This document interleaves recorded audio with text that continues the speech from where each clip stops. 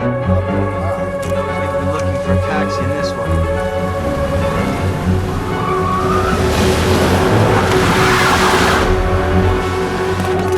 That they can guarantee no trespassing down to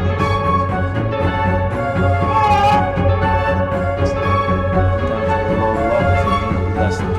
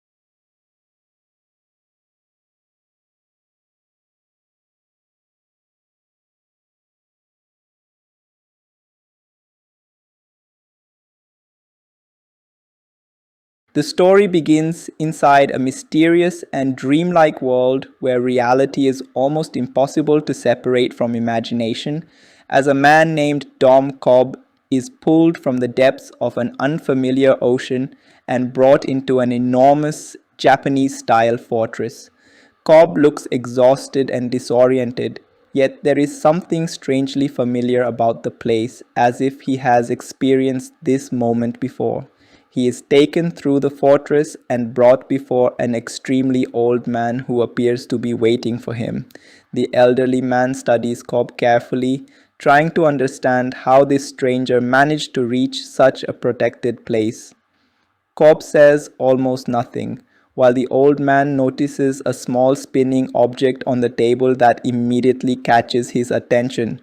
The object is a simple metal spinning top, but its importance becomes clear because it is connected to one of the most dangerous questions in Cobb's life: whether the world he is experiencing is actually real.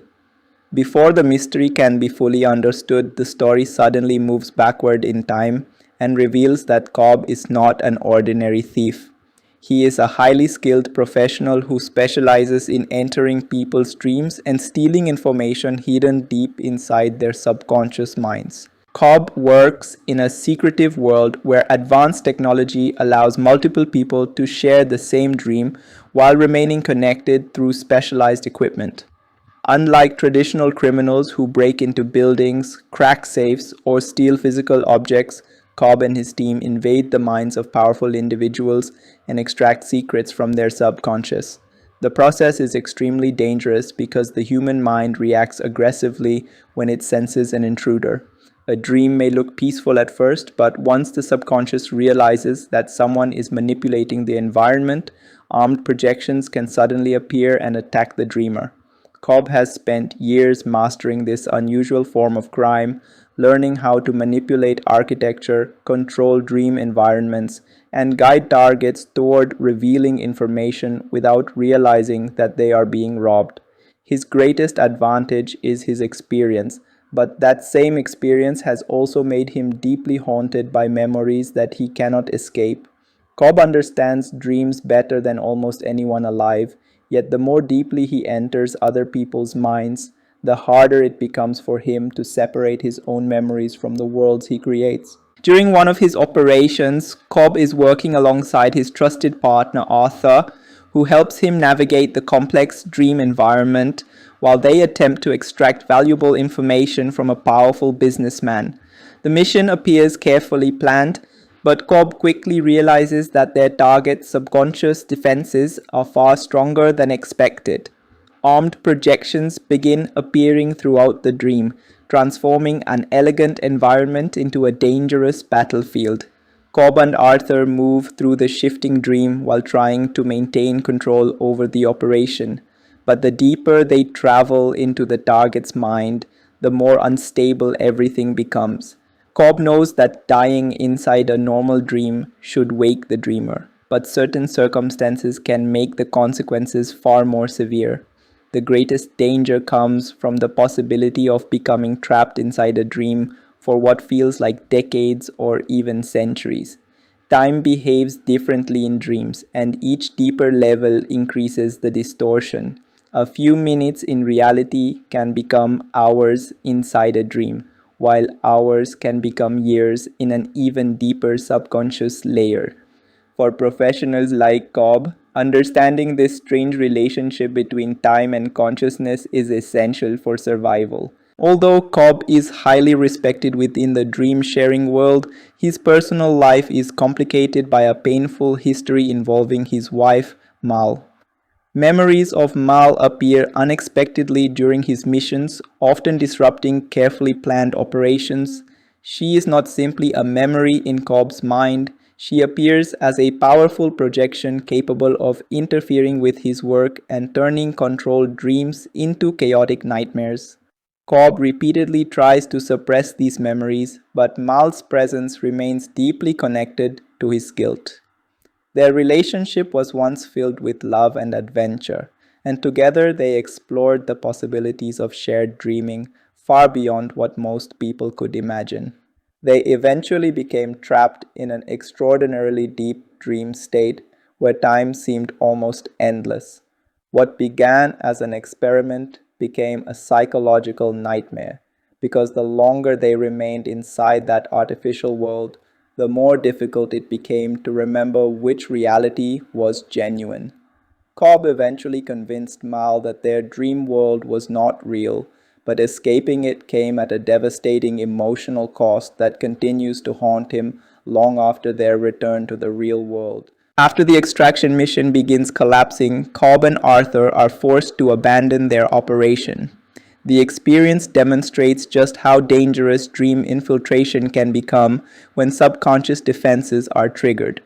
Cobb wakes up aboard a luxury train alongside his target, but the failed mission has left him frustrated. He knows that his reputation is beginning to suffer because his personal problems are affecting his professional performance. Arthur confronts him about the recurring appearance of Mal, warning that Cobb's subconscious is becoming increasingly difficult to control. Cobb insists that he can manage the situation, but Arthur clearly does not believe him. Their partnership works because Arthur is practical, precise, and cautious, while Cobb relies heavily on instinct and experience. Arthur understands that Cobb's greatest weakness is not his lack of skill, but the emotional baggage he carries into every dream. If Mal continues appearing during missions, she could eventually cause someone to die or destroy an operation worth millions of dollars. Cobb soon receives an unexpected opportunity that could completely change his life. A powerful businessman named Saito approaches him with an extraordinary proposal.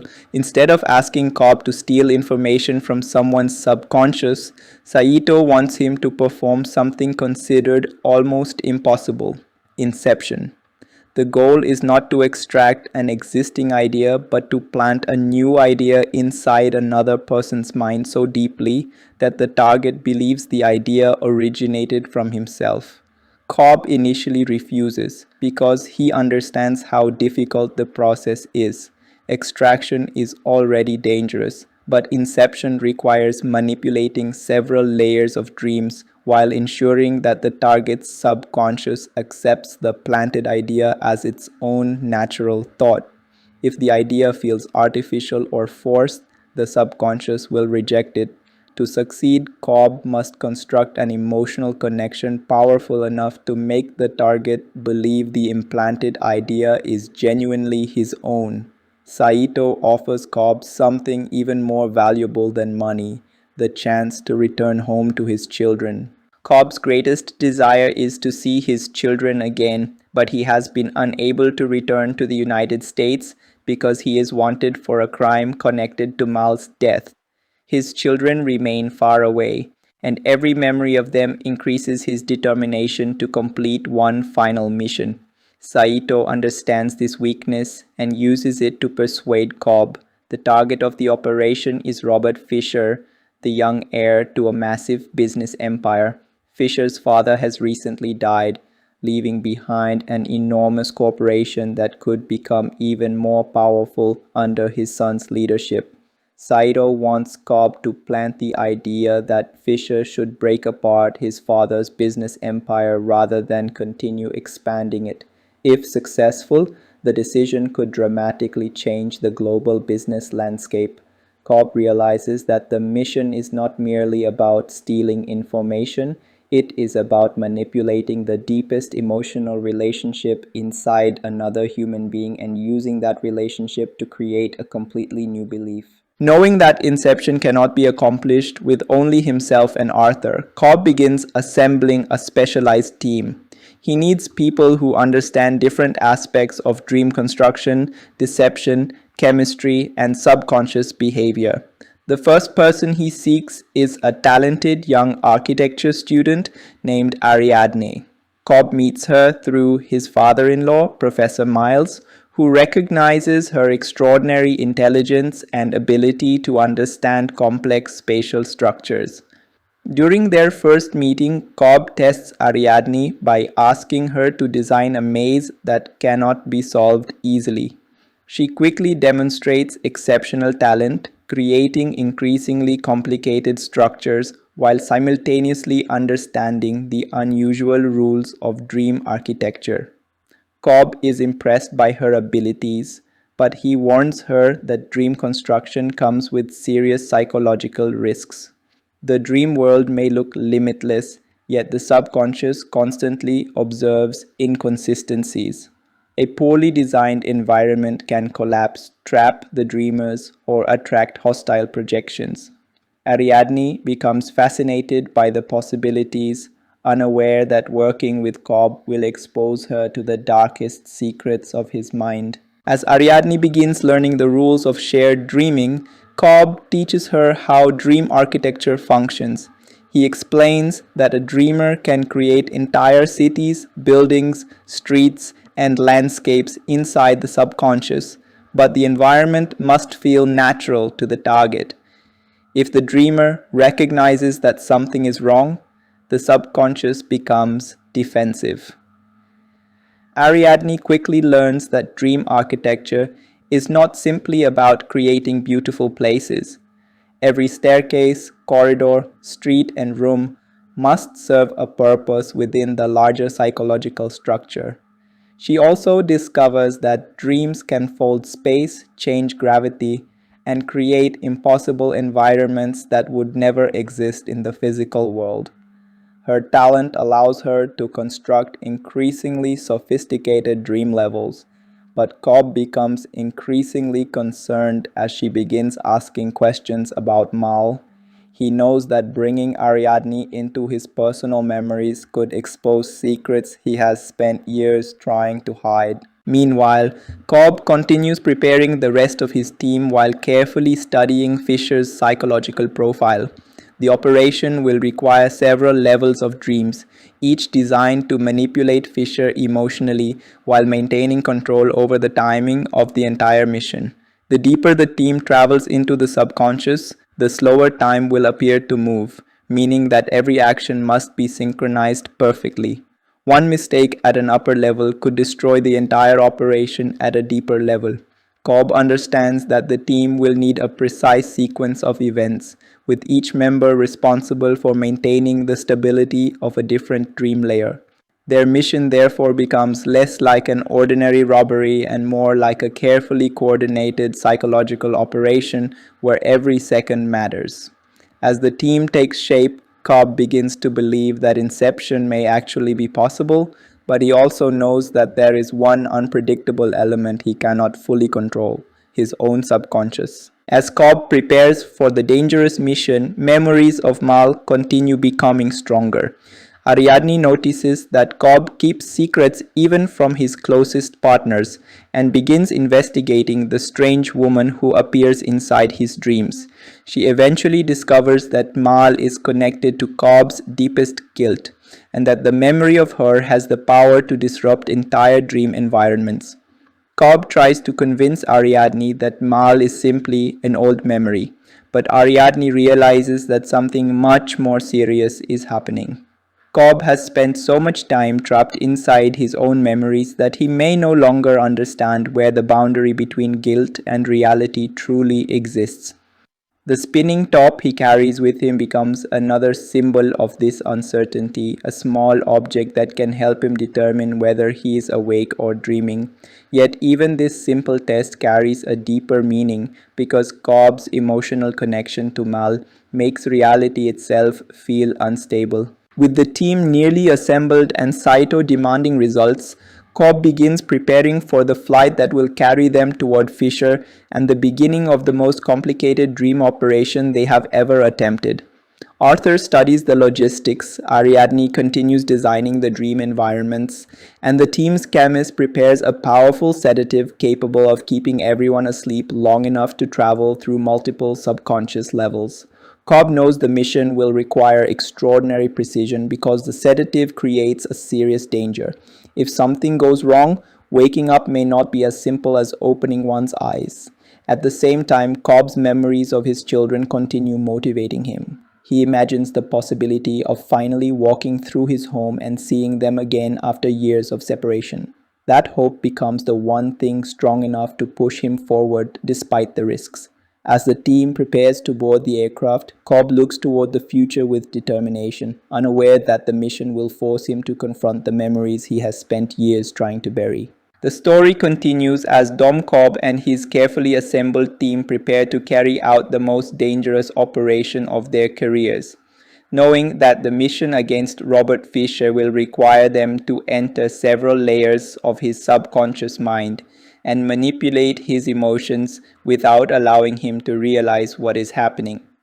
Cobb understands that Inception is fundamentally different from ordinary extraction because stealing information can sometimes be accomplished through deception, but planting an idea requires the target to accept that idea as his own. If Fisher ever realizes that someone is controlling his thoughts, his subconscious defenses will immediately attack the intruders and the entire operation will collapse. For that reason, every member of Cobb's team has been chosen for a specific purpose. Arthur will organize the operation and manage the practical details. Ariadne will construct the dream environments. Eames will impersonate people within the dreams and manipulate Fisher's perceptions. Yusuf will prepare the powerful sedative that allows the team to remain asleep through multiple levels, and Saito will participate personally because he wants to make certain that the mission succeeds. Cobb remains the leader because he is the only person among them with enough experience to understand how deeply the human mind can protect itself when someone attempts to interfere with its most private thoughts. Before the operation begins, Cobb spends considerable time training Ariadne because she is still new to the world of shared dreaming. He takes her into several controlled dream environments and teaches her how to build spaces that feel completely natural while secretly containing impossible architectural structures. Ariadne quickly discovers that the rules of dreams are flexible but not meaningless. The dreamer can create almost anything, yet the subconscious always tries to make sense of the environment.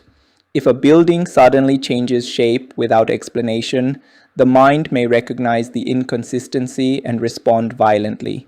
Cobb therefore teaches Ariadne to construct mazes that are complicated enough to confuse Fisher but realistic enough to remain believable. She practices folding streets over themselves, creating endless corridors, manipulating staircases, and designing pathways that appear normal until the dreamer becomes trapped inside them.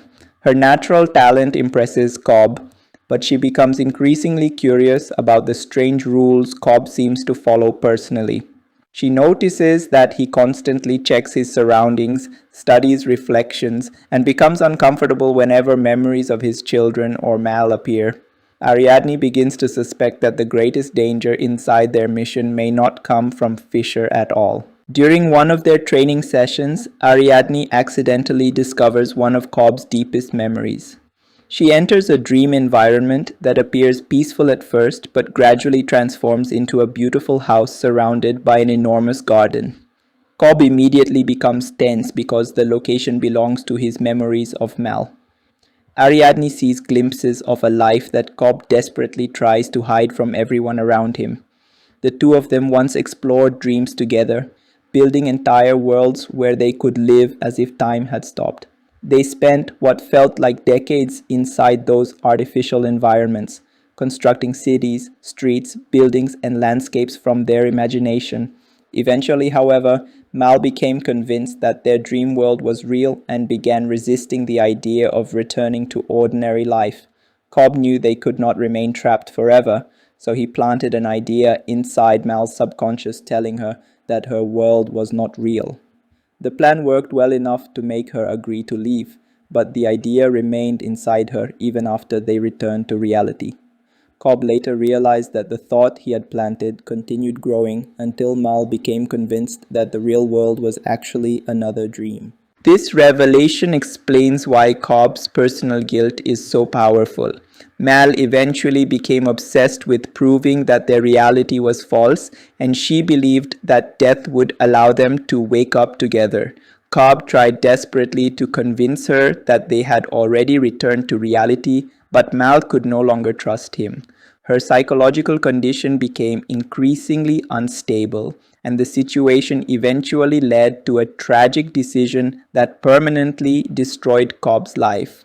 After Mal's death, Cobb became the prime suspect in circumstances surrounding the tragedy and was forced to leave the United States. His children remained behind, and although he desperately wanted to return to them, his legal situation made it impossible. This is the secret that Cobb has been carrying throughout his career. His work as an extractor provides him with money and opportunities, but his real motivation is not wealth. Every mission brings him closer to the possibility of going home. That is why Saito's offer is so powerful. If Cobb can successfully perform Inception on Fisher, Saito promises to use his influence to clear Cobb's legal problems and allow him to return to his children. As the team continues preparing, they study Robert Fisher's personal history in extraordinary detail. Fisher is not simply a wealthy businessman. He is the son of a powerful corporate founder whose death has left him emotionally vulnerable. Cobb realizes that the key to Inception will not be money or business strategy, but Fisher's relationship with his father. If they can manipulate that emotional wound correctly, they may convince Fisher that his father secretly wanted him to build his own life rather than simply continue the family empire. The team therefore designs a complex psychological strategy in which every dream level will reveal another part of Fisher's emotional world. The final idea must appear to emerge naturally from his own feelings. Cobb explains that the most powerful ideas are simple ones, because a simple idea can grow inside the subconscious and influence a person's entire life. The team must therefore make Fisher believe that breaking apart his father's business is not an external command, but the fulfillment of a personal desire he has carried since childhood. Meanwhile, the team prepares to board the commercial aircraft where the entire operation will take place. Yusuf brings the specialized sedative, which is far more powerful than anything they have previously used. The sedative is necessary because ordinary dream sharing technology does not allow enough time for the multiple layers they need to construct. Everyone will be connected through the shared dream system while remaining physically asleep in their seats aboard the aircraft. The timing of the mission will depend on synchronized events known as kicks, moments of sudden physical sensation that can wake the dreamers from one level to another. Because the team will be several layers deep, each kick must occur at exactly the correct moment. If one person wakes too early, the entire operation could become unstable.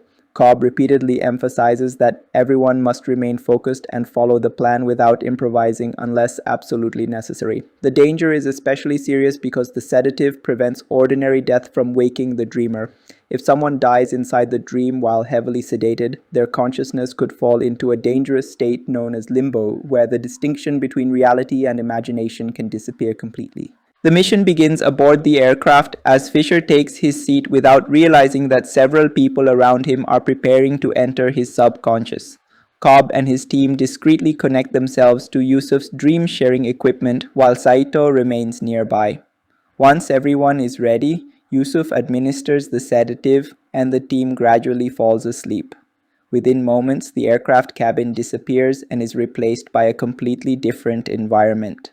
Cobb, Arthur, Ariadne, Eames, Yusuf, Saito, and Fisher are now inside the first dream level, a rainy city controlled by Yusuf's subconscious architecture. Fisher believes he is simply living through an ordinary situation, unaware that everything surrounding him has been carefully constructed. The team begins moving according to plan, attempting to convince Fisher that he is being kidnapped while secretly guiding him toward the information and emotional reactions they need. However, Cobb soon realizes something is wrong. Fisher's subconscious defenses are far more advanced than expected, and armed projections begin appearing throughout the city with surprising coordination. The team quickly comes under attack from Fisher's subconscious security forces. Cars speed through the streets, gunmen emerge from buildings, and explosions turn the peaceful city into a chaotic battlefield. Cobb immediately understands that Fisher has been trained to protect his mind against extraction attempts. The target's subconscious has been conditioned to recognize intruders, meaning the team cannot simply manipulate him without resistance. They are forced to fight their way through the city while maintaining the illusion that Fisher is experiencing a genuine kidnapping. Eames and Arthur attempt to control the situation while Cobb guides Fisher toward the next stage of the plan. Despite the danger, Cobb remains focused because he knows that the operation cannot stop at the first level. They need Fisher to believe that he has been taken by an unknown organization, and then they must convince him that the only way to protect himself is to descend deeper into his own subconscious. As the first dream level becomes increasingly unstable, Yusuf drives a vehicle through the rain-soaked streets while trying to maintain control of the dream. Cobb and the others remain inside the vehicle, desperately attempting to keep Fisher calm enough to continue the operation. The dream responds violently to the team's actions, with Fisher's subconscious generating more enemies as it recognizes the intrusion. Saito is injured during the confrontation, creating an additional problem because injuries experienced in one dream level can become even more dangerous at deeper levels. Cobb refuses to abandon him, understanding that every member of the team is essential to the mission.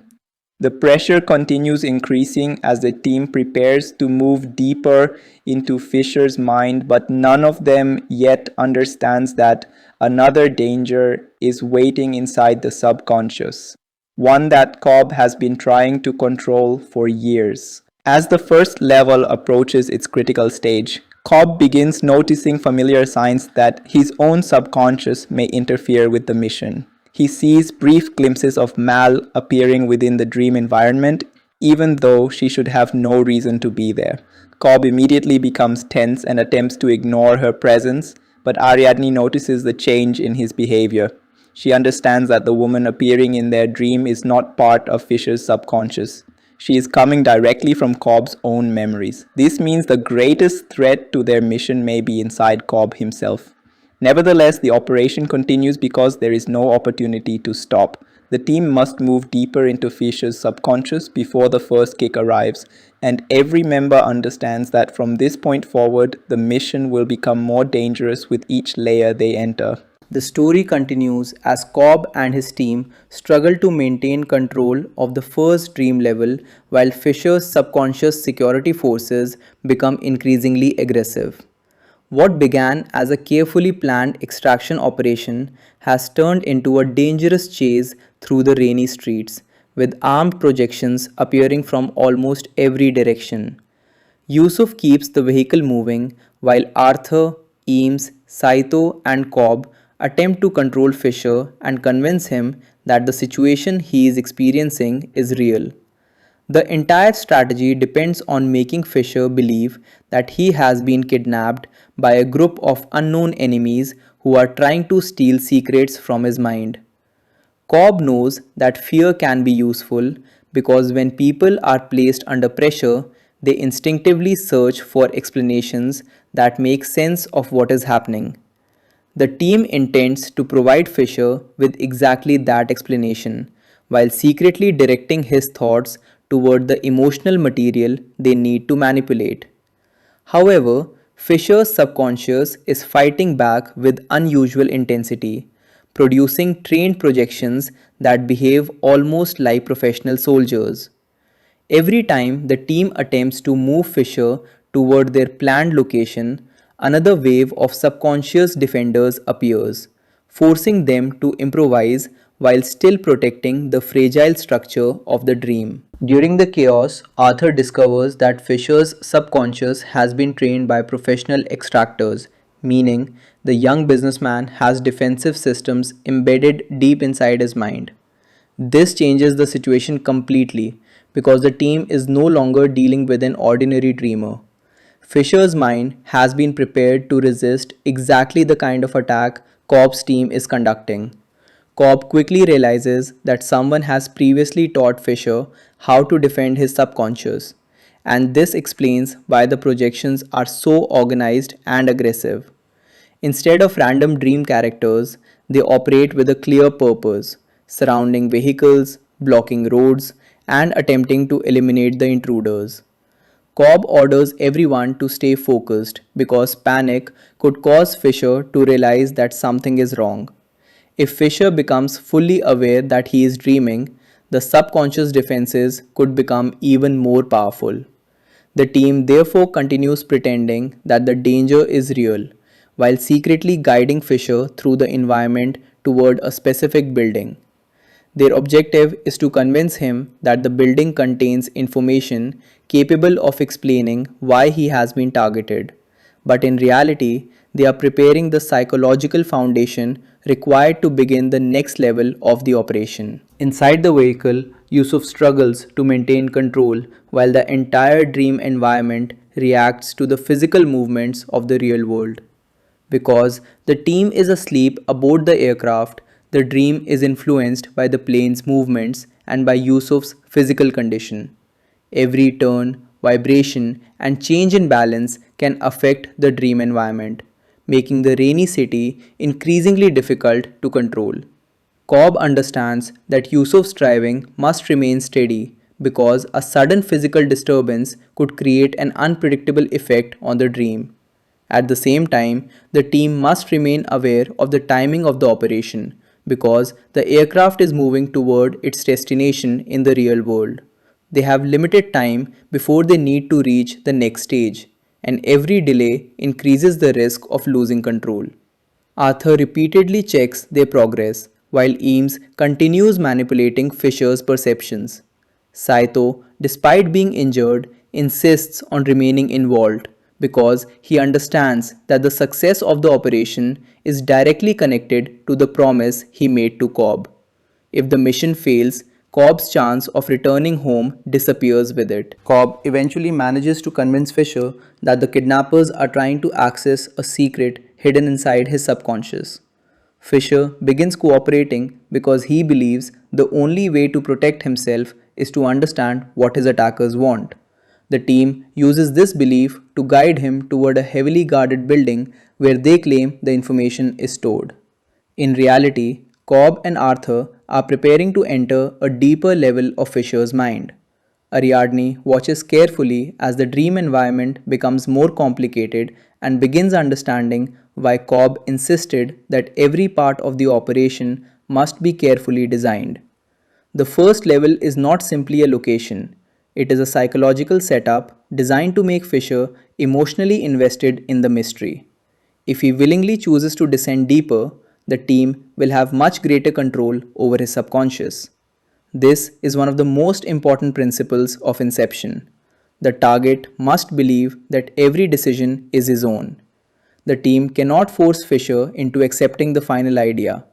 They must create circumstances that make the idea feel inevitable. As they move toward the building, Fisher begins remembering details from his childhood and his relationship with his father. The memories appear naturally within the dream, allowing Cobb to identify the emotional weaknesses that may eventually be used to plant the desired idea. Fisher's father was an extremely powerful and demanding businessman who expected his son to continue the family legacy. Although Fisher respected him, there was always emotional distance between them. The death of his father left Fisher with unresolved feelings, particularly the fear that he had never been good enough in his father's eyes. Cobb recognizes that this emotional wound could become the center of the entire Inception strategy. If Fisher can be convinced that his father wanted him to become independent rather than simply inherit the empire, the idea of breaking apart the company may become emotionally meaningful.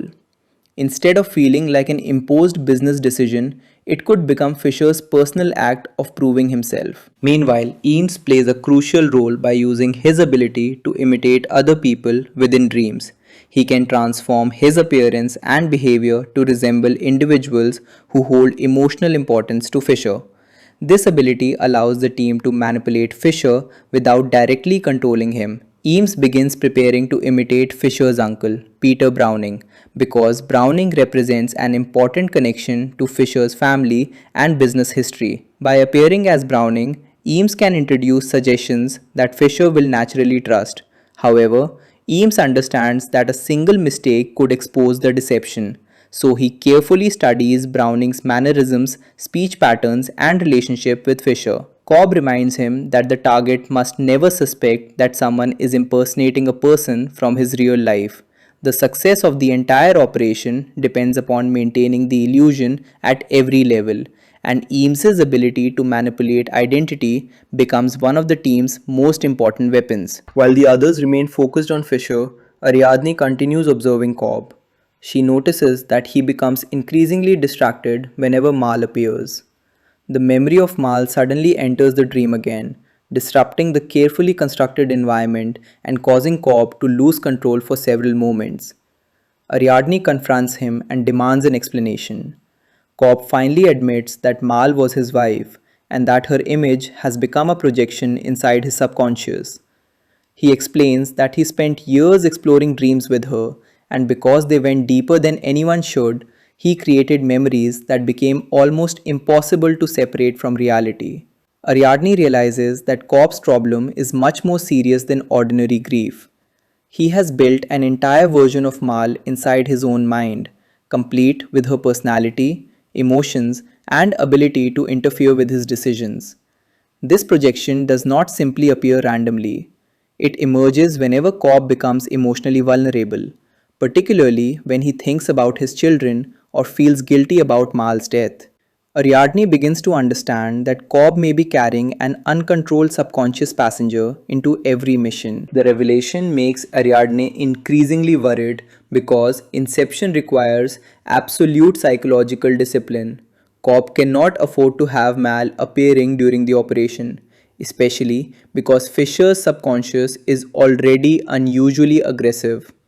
Cobb insists that he can control her, but Ariadne does not believe him. She understands that the projection is powerful enough to alter entire dream environments and potentially kill members of the team.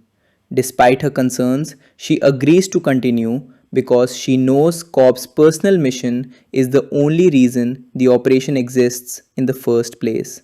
He desperately wants to return to his children, and Ariadne begins sympathizing with the emotional burden he carries. At the same time, she realizes that helping Cobb may require confronting the truth he has avoided for years. His greatest enemy is not Fisher, Saito, or the subconscious defenses surrounding them.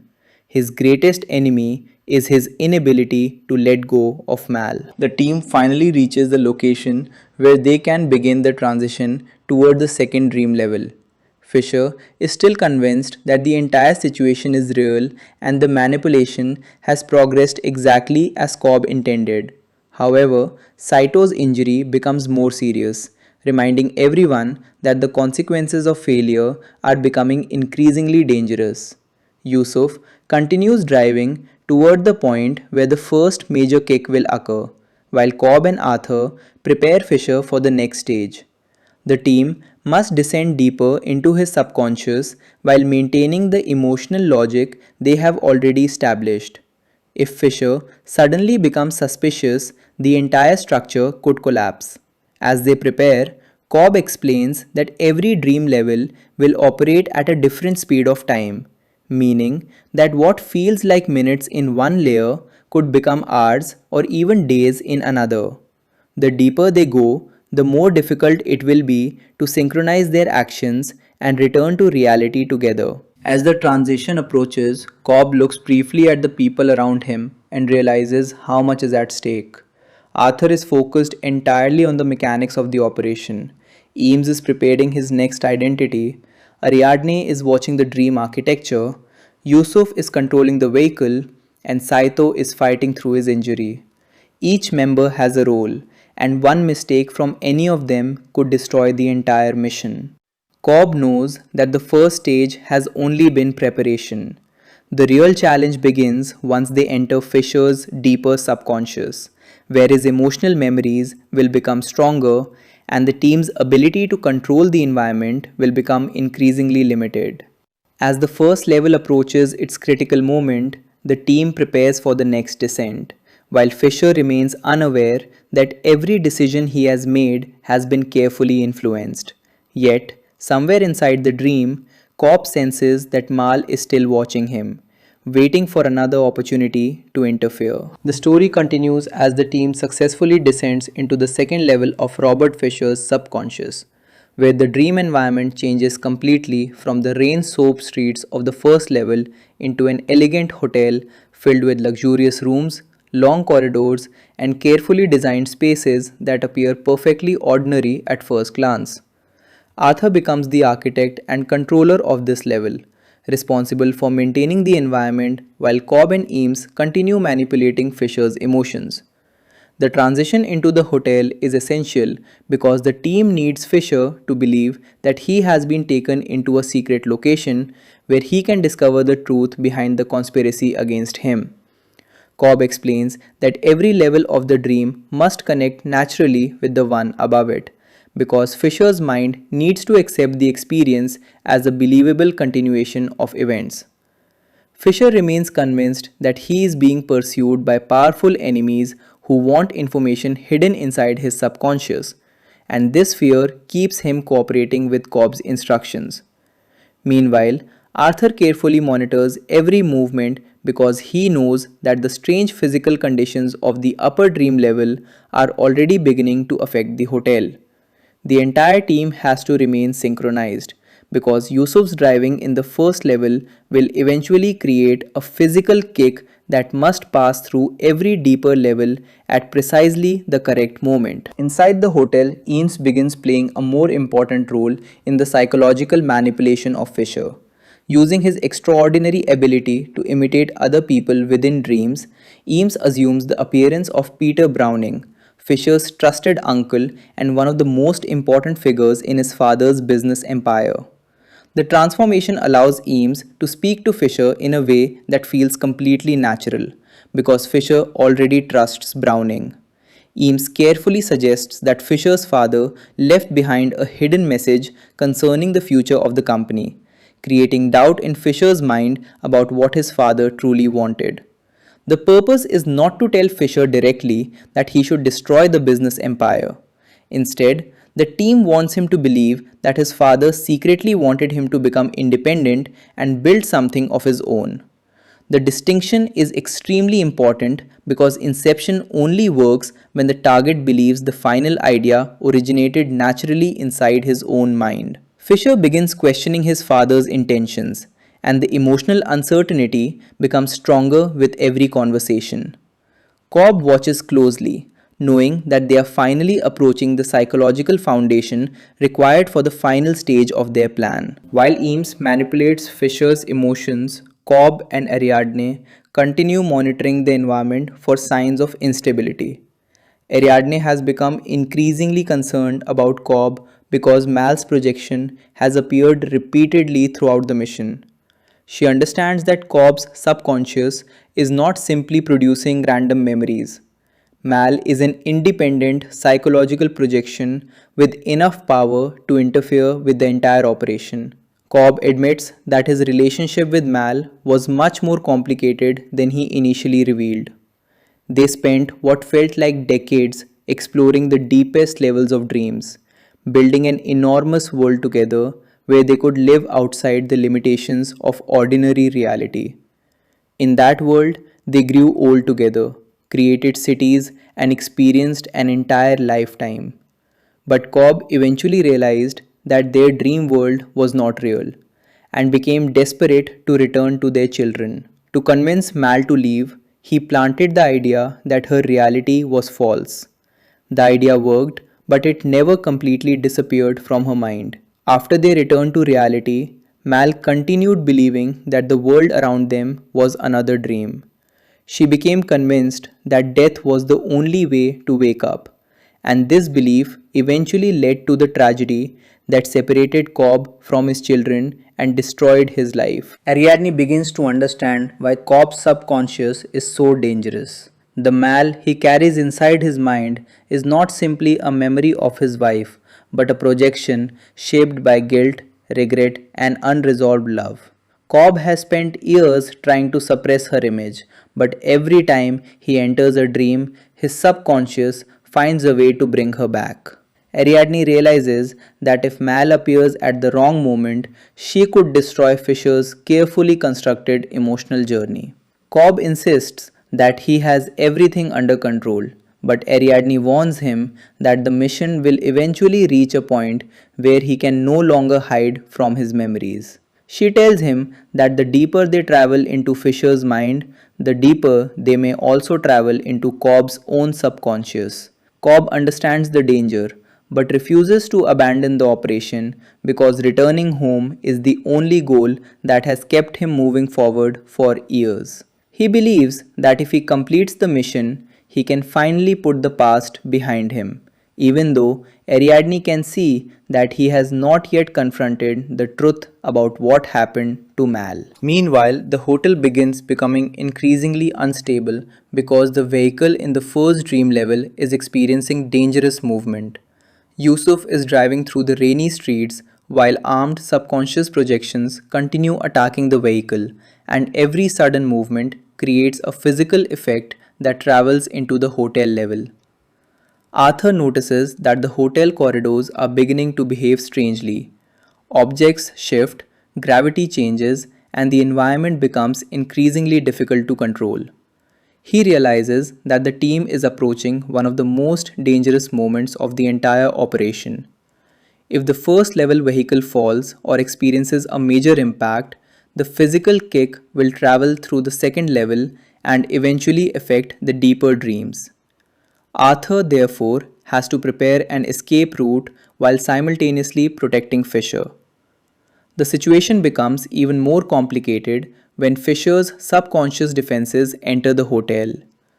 Armed projections flood the corridors, forcing Arthur and the others into a massive firefight, while Fisher struggles to understand why the environment has suddenly become so dangerous. Arthur fights with extraordinary precision, using the hotel's corridors and rooms as defensive positions while trying to keep Fisher alive.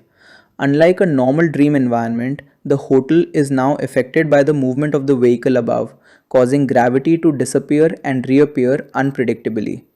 Arthur suddenly finds himself moving through hallways where the floor becomes a wall and then a ceiling.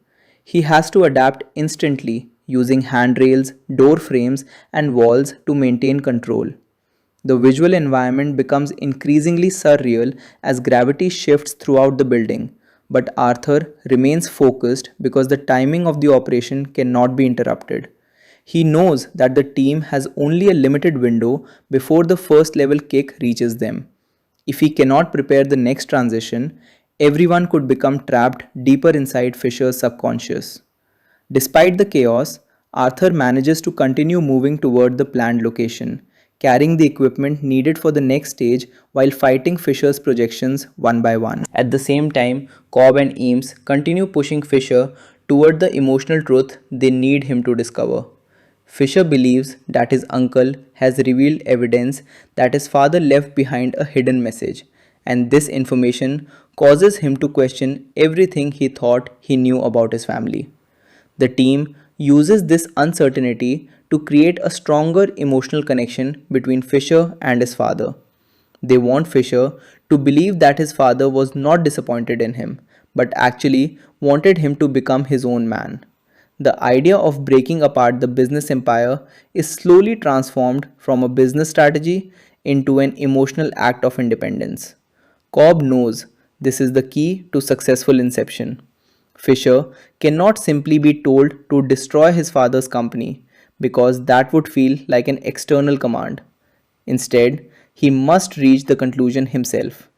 The team therefore carefully manipulates every conversation, every memory, and every emotional reaction so that Fisher begins developing the desired idea naturally. While the operation continues, Cobb suddenly encounters Mal inside the hotel. Her appearance immediately changes the atmosphere because Cobb knows she should not be there. Mal tells him that he has forgotten something important and tries to convince him that the world around them is not real. Cobb becomes visibly disturbed, but he refuses to follow her. Ariadne sees the encounter and realizes that Mal is becoming more powerful as they descend deeper. Cobb attempts to hide the incident from the rest of the team because he fears they will lose confidence in him. But Ariadne refuses to let him continue ignoring the problem. She tells him that Mal is not going to disappear simply because he refuses to acknowledge her.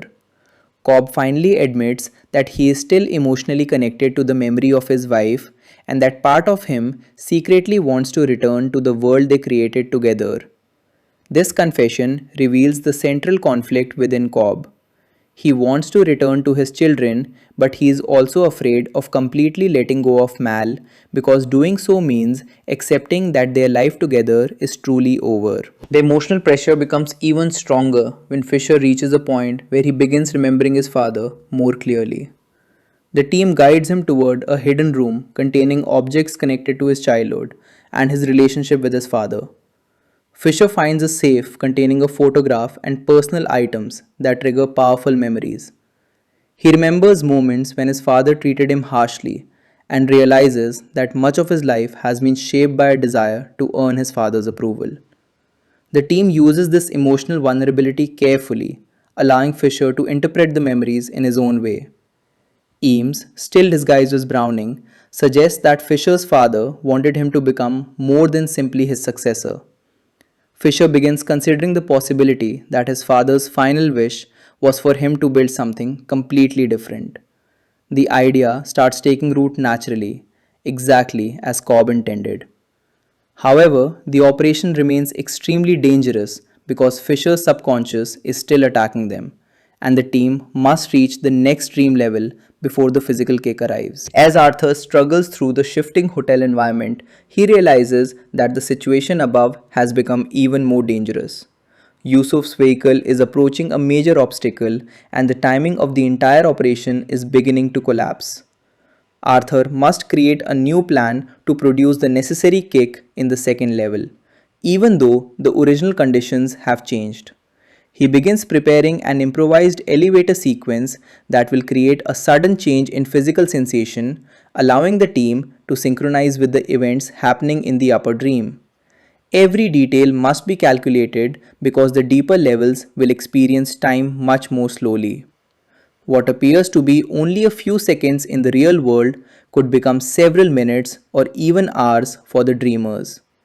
Arthur works under enormous pressure while fighting enemy projections and carrying equipment through the shifting corridors.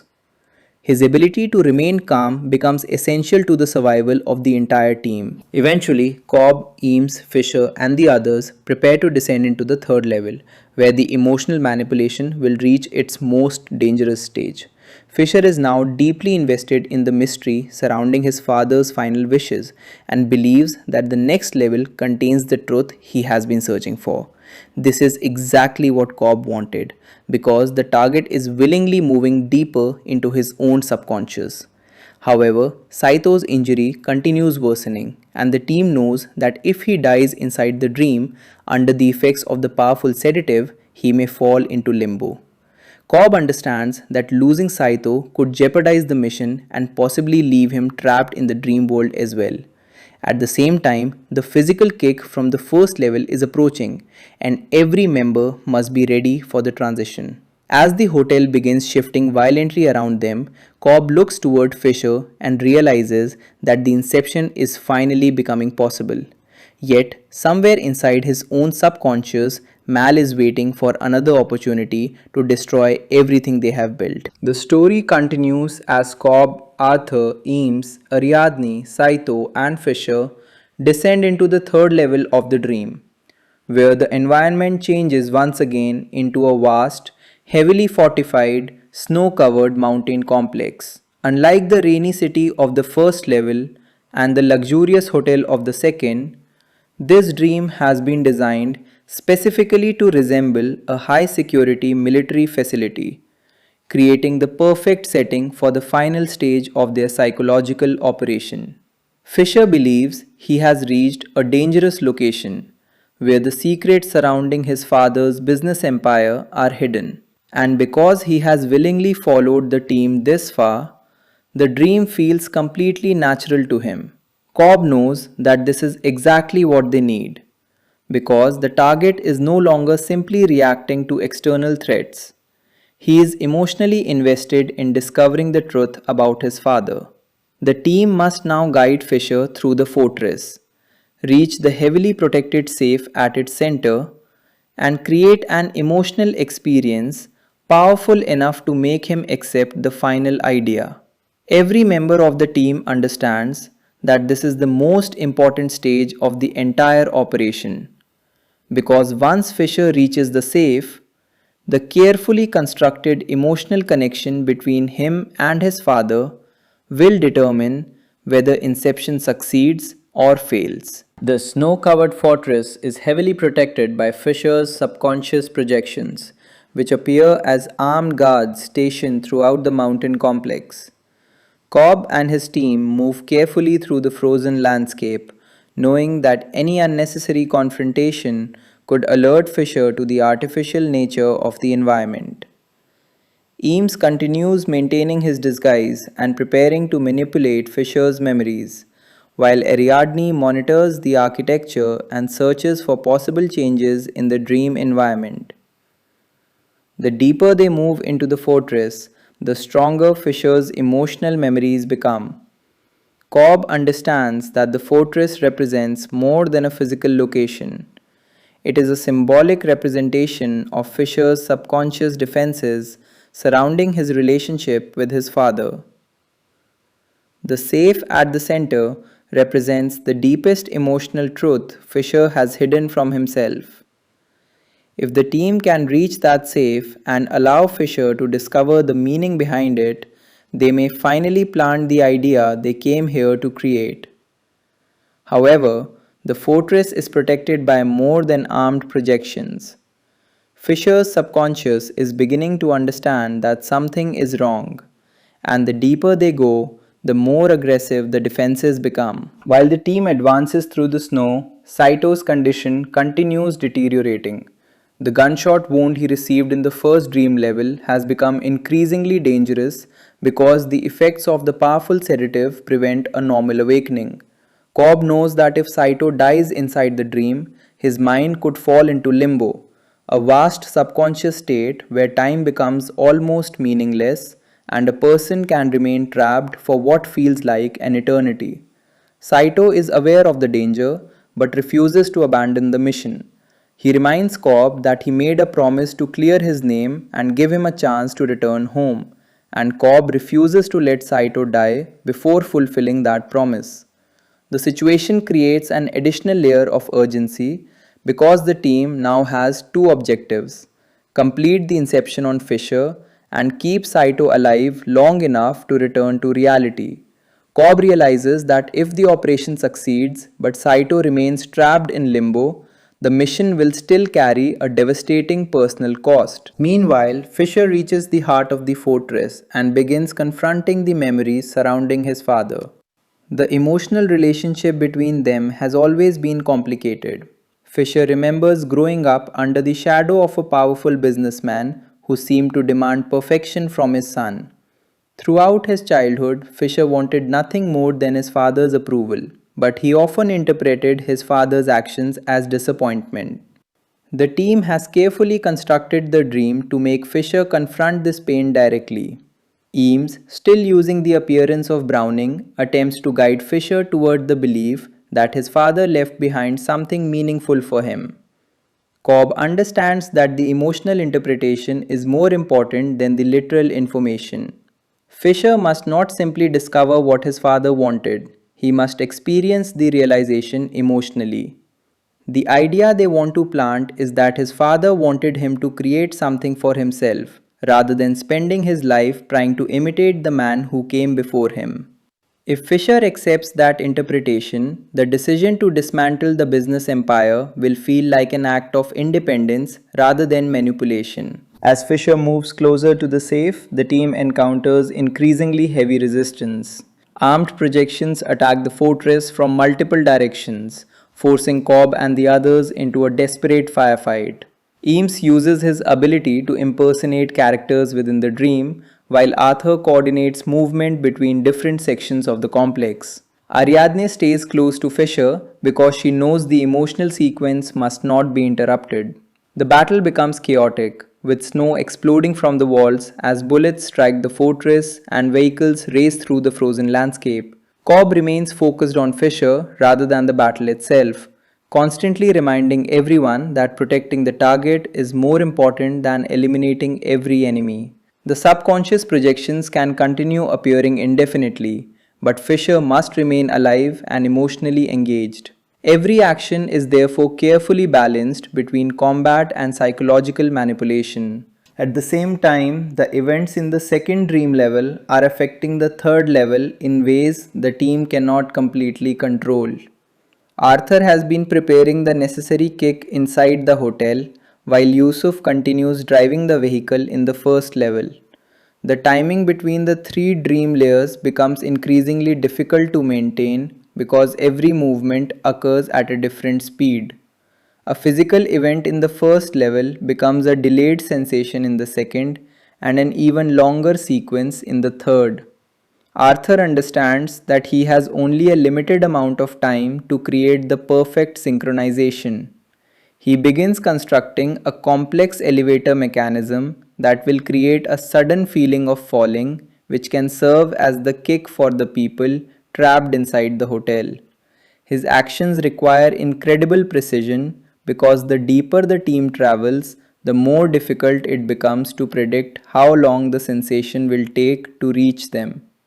Arthur works almost entirely alone while fighting through the hotel and carrying equipment, demonstrating why Cobb trusts him with the most technical part of the operation. Back inside the fortress, Cobb and Ariadne finally reach the area where Fisher must confront the most painful memory of his father.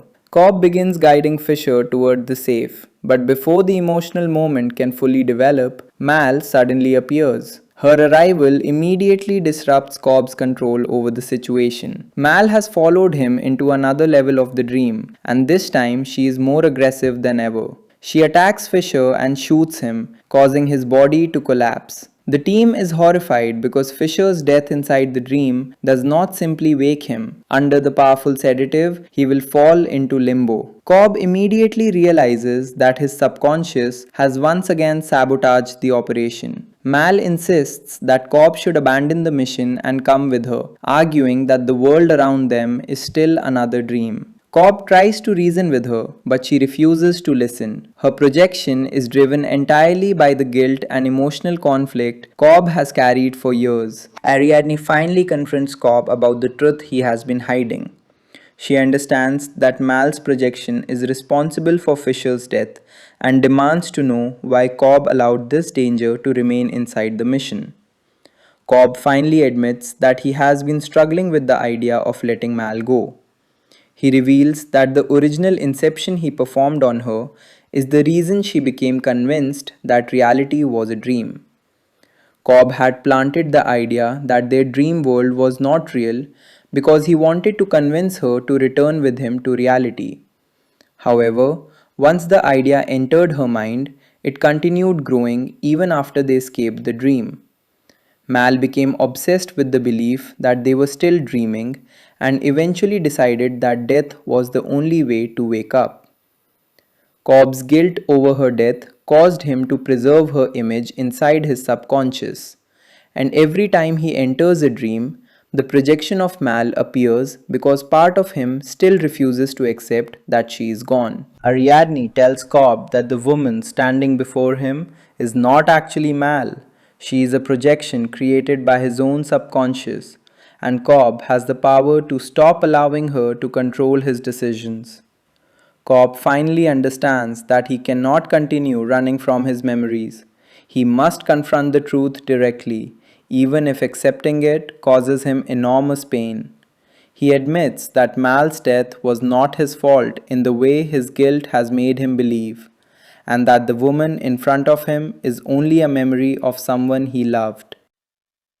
Mal attempts to convince him that their life together was real and that they can return to their shared dream world, but Cobb refuses. He tells her that he knows what is real now and that he must let her go.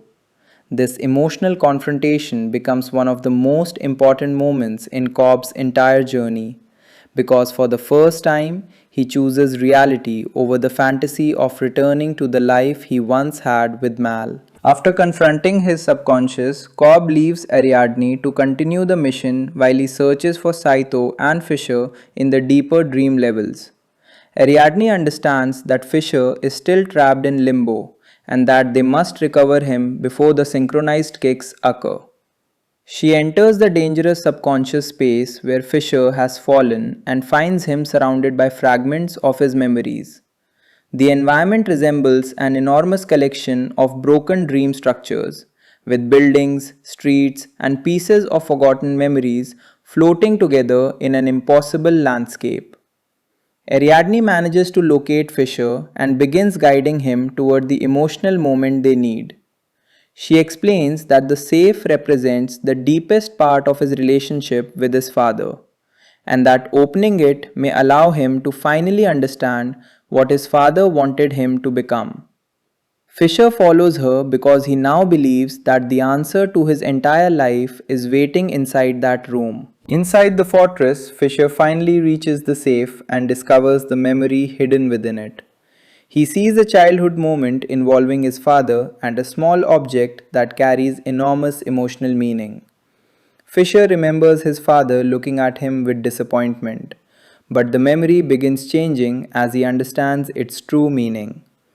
The words and gestures he once interpreted as rejection can now be understood as his father's attempt to encourage him to become his own person. Fisher realizes that his father's greatest wish may not have been for him to continue the business empire, but to create something independent. The emotional realization is exactly what Cobb's team needed. Fisher begins forming the idea himself that he should build something of his own and separate himself from his father's legacy.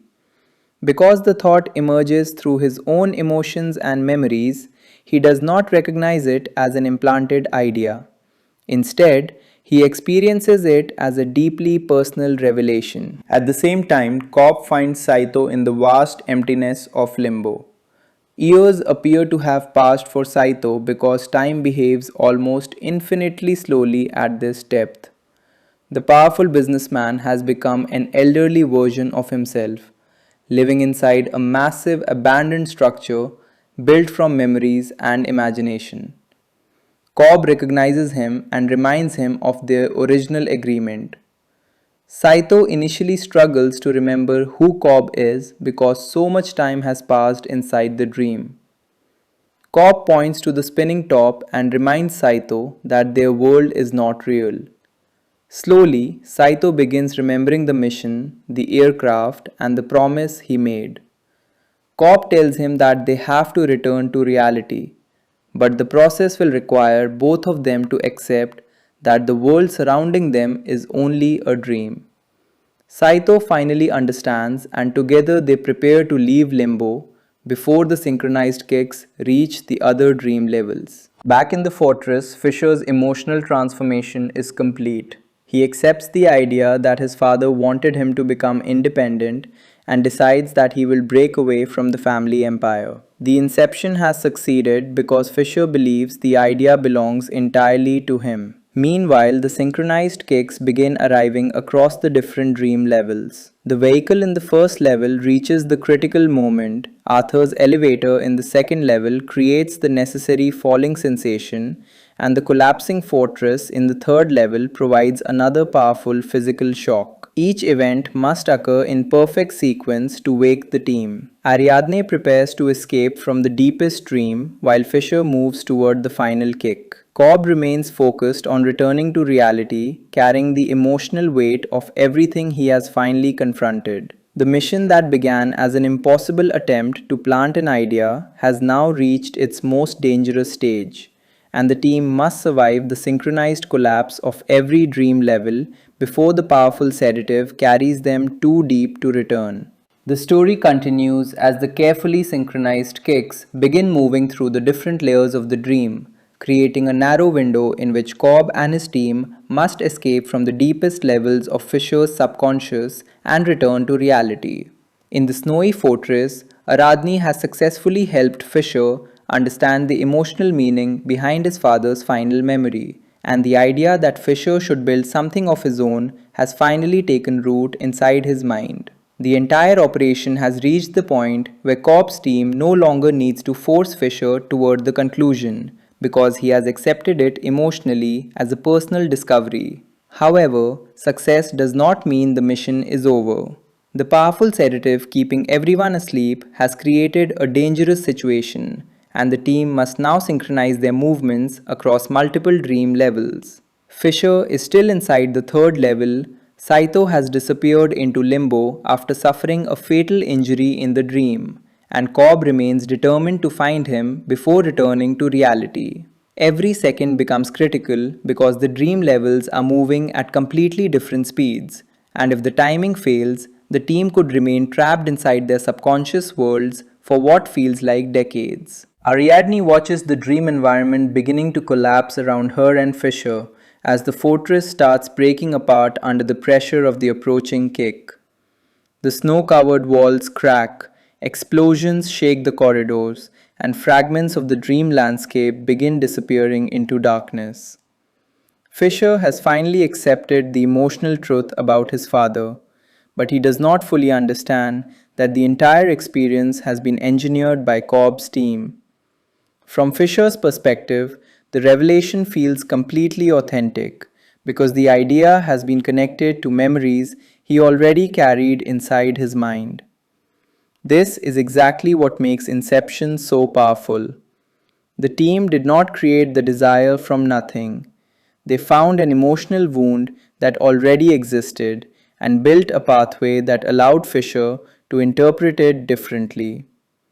The final idea therefore feels natural, almost inevitable, and Fisher becomes convinced that his father wanted him to create something independent.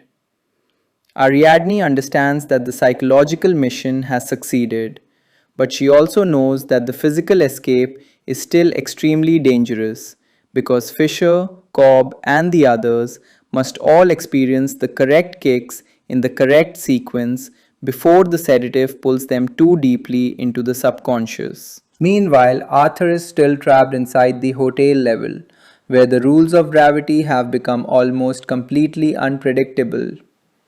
Because Yusuf's vehicle is moving violently in the first level, the hotel environment is experiencing strange shifts that make walking, fighting, and even standing extremely difficult. Arthur has already been forced to abandon the original plan and create his own improvised method of generating the necessary kick. He moves through the hotel corridors while carrying equipment and fighting Fisher's subconscious projections. But the lack of gravity makes every action incredibly complicated. Objects float through the air, bodies move in unexpected directions, and the architecture seems to rotate around him. Arthur realizes that the only way to synchronize the second level kick with the other dream layers is to create a controlled falling sensation inside the hotel. He prepares a complex elevator sequence that will allow him to push the sleeping team members into a sudden drop at exactly the right moment. The plan requires incredible precision because he cannot simply trigger the elevator whenever he wants. He must calculate the timing based on Yusuf's actions above and the approaching explosion in the fortress below. In the first dream level, Yusuf continues driving the vehicle through the city while trying to keep everyone alive. The van has been damaged badly, and Fisher's subconscious projections continue attacking from every direction. Yusuf understands that the entire team depends on him because the first dream level controls the timing of the uppermost kick. If he loses control of the vehicle too early, the other dream levels may not receive the physical signal at the correct moment. He therefore continues driving despite the increasingly dangerous conditions. The vehicle races through the streets while the dream environment shifts around it, and Yusuf eventually approaches a bridge where the final kick will take place. However, the van must fall from the bridge at a specific moment, and Yusuf must ensure that the timing matches Arthur's plan in the hotel and Ariadne's escape from the fortress. The pressure is enormous because the team has already spent a long time inside the dream, and the deeper levels have stretched those moments into what feels like hours of subjective time. Cobb, meanwhile, refuses to return to the upper dream levels because he knows that Saito is still lost in limbo. Although the rest of the team believes Saito is beyond saving, Cobb remembers his promise and understands that leaving Saito behind would make the entire mission meaningless. Cobb enters the deepest level of the dream in search of him, knowing that limbo is unlike the carefully constructed environments they have been using throughout the operation. Limbo is an almost infinite subconscious space built from memories, imagination, and forgotten fragments of previous dreams. It has no stable architecture and no clear sense of time. A person can remain there for what feels like an entire lifetime while only minutes pass in reality. Cobb has experienced limbo before with Mal, and returning to this place forces him to confront the memories he has spent years avoiding. As he moves through the enormous abandoned city he once built with Mal, Cobb sees fragments of their shared life everywhere. Buildings rise from the ground like memories brought back to life. Streets stretch endlessly into the distance, and entire sections of the city resemble places from their past. The deeper Cobb travels into limbo, the more clearly he understands why Mal's projection remains so powerful inside his subconscious. The city around him is not simply a collection of random dream structures. It represents the life he and Mal created together after spending decades inside their shared dream. Cobb remembers how they built the city piece by piece, exploring impossible landscapes and creating an entire civilization from their imagination. They grew old together there, and for a time, Cobb almost accepted the dream as their true home. But Mal could no longer distinguish the dream from reality, and Cobb eventually realized that they had to leave. He planted the idea inside her mind that their world was not real, hoping that the idea would convince her to return to reality. It succeeded, but the consequences were catastrophic. Mal became obsessed with the belief that the real world was another dream, and Cobb has spent years blaming himself for what happened afterward. Now, standing inside the remains of their imaginary city, Cobb finally sees that the memory of Mal he has been carrying is not the woman herself. It is his own projection, created from guilt and longing. As Cobb moves through the ruins, he eventually finds Saito living inside a magnificent but decaying structure. Saito has aged dramatically because of the enormous amount of subjective time that has passed in limbo. He has become an old man surrounded by memories of the life he could have lived, and he no longer remembers the original mission clearly. Cobb approaches him cautiously and reminds him of their agreement. He tells Saito that they were supposed to wake up together after completing the job, and that the world surrounding them is only a dream. Saito initially does not recognize Cobb, believing that the two men may have known each other many years ago in another life. Cobb then reminds him of the spinning top and the promise that brought them together. Slowly, fragments of memory begin returning to Saito. He remembers the aircraft, the operation, Fisher, and the impossible offer he made to Cobb. The realization is painful because Saito understands that he has spent what feels like an entire lifetime inside a false world. Cobb tells Saito that they still have a choice. They can remain inside limbo and continue living in an artificial world, or they can accept that the life around them is not real and return to reality. Saito hesitates because the world of limbo has become familiar after so much subjective time. Cobb understands this temptation because he once experienced exactly the same conflict with Mal. He tells Saito that no matter how convincing a dream becomes, it can never replace reality. The people they love, the choices they make, and the lives they build outside the dream are what truly matter. Saito finally begins accepting the truth, and the two men prepare themselves for the transition back to reality. Their decision is symbolic of Cobb's own emotional journey because he has finally learned to reject the fantasy of remaining with Mal and accept the painful reality of moving forward without her. At the same time, Ariadne prepares to leave the deepest dream level with Fisher. She understands that Cobb has not yet returned, but she trusts that he will find his way back. Fisher has completed the emotional stage of the operation, and Ariadne helps guide him toward the location where they can experience the final kick. The surrounding structures begin collapsing rapidly as the dream levels synchronize. Ariadne sees the same signs that indicate the approaching transition: buildings falling apart, landscapes disappearing, and sudden changes in the environment. She knows that remaining in limbo for too long could cause Fisher to lose his ability to distinguish reality from imagination. With no time to waste, she takes him toward the edge of the dream and prepares to wake him. Fisher's mind is still processing the emotional revelation about his father, but the idea has become firmly established. The inception has succeeded, and the remaining challenge is simply getting everyone out alive. In the third level, the fortress is destroyed by a massive explosion, creating the physical sensation required for the kick. Fisher's body begins responding to the change, and Ariadne is pulled toward the next transition. In the hotel level, Arthur finally completes his improvised plan. He positions the sleeping team members inside the elevator and prepares the explosives needed to create the falling sensation. Because there is no gravity, he has to carefully calculate every movement and use the hotel's vertical structure as a controlled environment.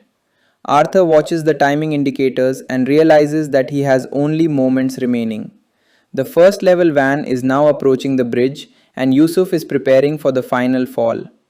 Arthur activates the elevator mechanism and sends it downward, creating a powerful sensation that will eventually become the kick for everyone sleeping inside the hotel. The timing is almost perfect, but Arthur knows that even a tiny mistake could leave the team trapped between levels. Back in limbo, Cobb and Saito finally reach the moment of decision. Cobb looks at the world around him one final time and sees the remnants of the life he built with Mal. For years he believed that returning to this world might somehow bring him peace. But now he understands that the city represents a past that can never be restored. He accepts that Mal is gone and that he must stop allowing her projection to control his future. Saito also understands that the dream must end. Together, they prepare to leave the limbo world, knowing that the transition will require them to surrender the reality they have created there. Cobb's acceptance marks the emotional resolution of the deepest conflict in his life. He is no longer running from the memory of Mal, nor is he trying to preserve her inside his subconscious. He is finally ready to return to the real world and see his children again. The synchronized kicks now begin moving through every level at once. Yusuf's vehicle reaches the bridge and begins falling. Arthur's elevator drops rapidly through the hotel, and the fortress collapses around Fisher and Ariadne. The different dream levels appear to move toward one another as the physical sensations pass downward and upward through the shared subconscious. The timing is incredibly precise, but the team has no way to know whether every member will wake successfully. Cobb and Saito prepare for their final transition from limbo, while Fisher and Ariadne experience the collapse of the third level. Arthur's elevator accelerates toward the bottom of the shaft, and Yusuf's vehicle continues falling toward the water below. Each event becomes connected to the others through the strange rules of dream physics, creating a chain reaction that will either return the team to reality or leave them trapped forever. As the final kicks occur, Fisher, Ariadne, Arthur, Eames, Saito, and Cobb begin waking through the different layers. Fisher's emotional transformation remains intact, meaning the inception has been completed successfully. Arthur's carefully timed elevator drop sends the required physical signal through the dream, while Yusuf's vehicle plunges toward the water.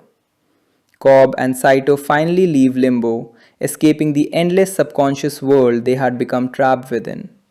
The team members begin returning to their physical bodies aboard the aircraft, one after another, as the sedative finally releases its hold. The entire mission has lasted only a short period in the real world, yet the emotional experiences inside the dreams have felt like days, years, and even entire lifetimes.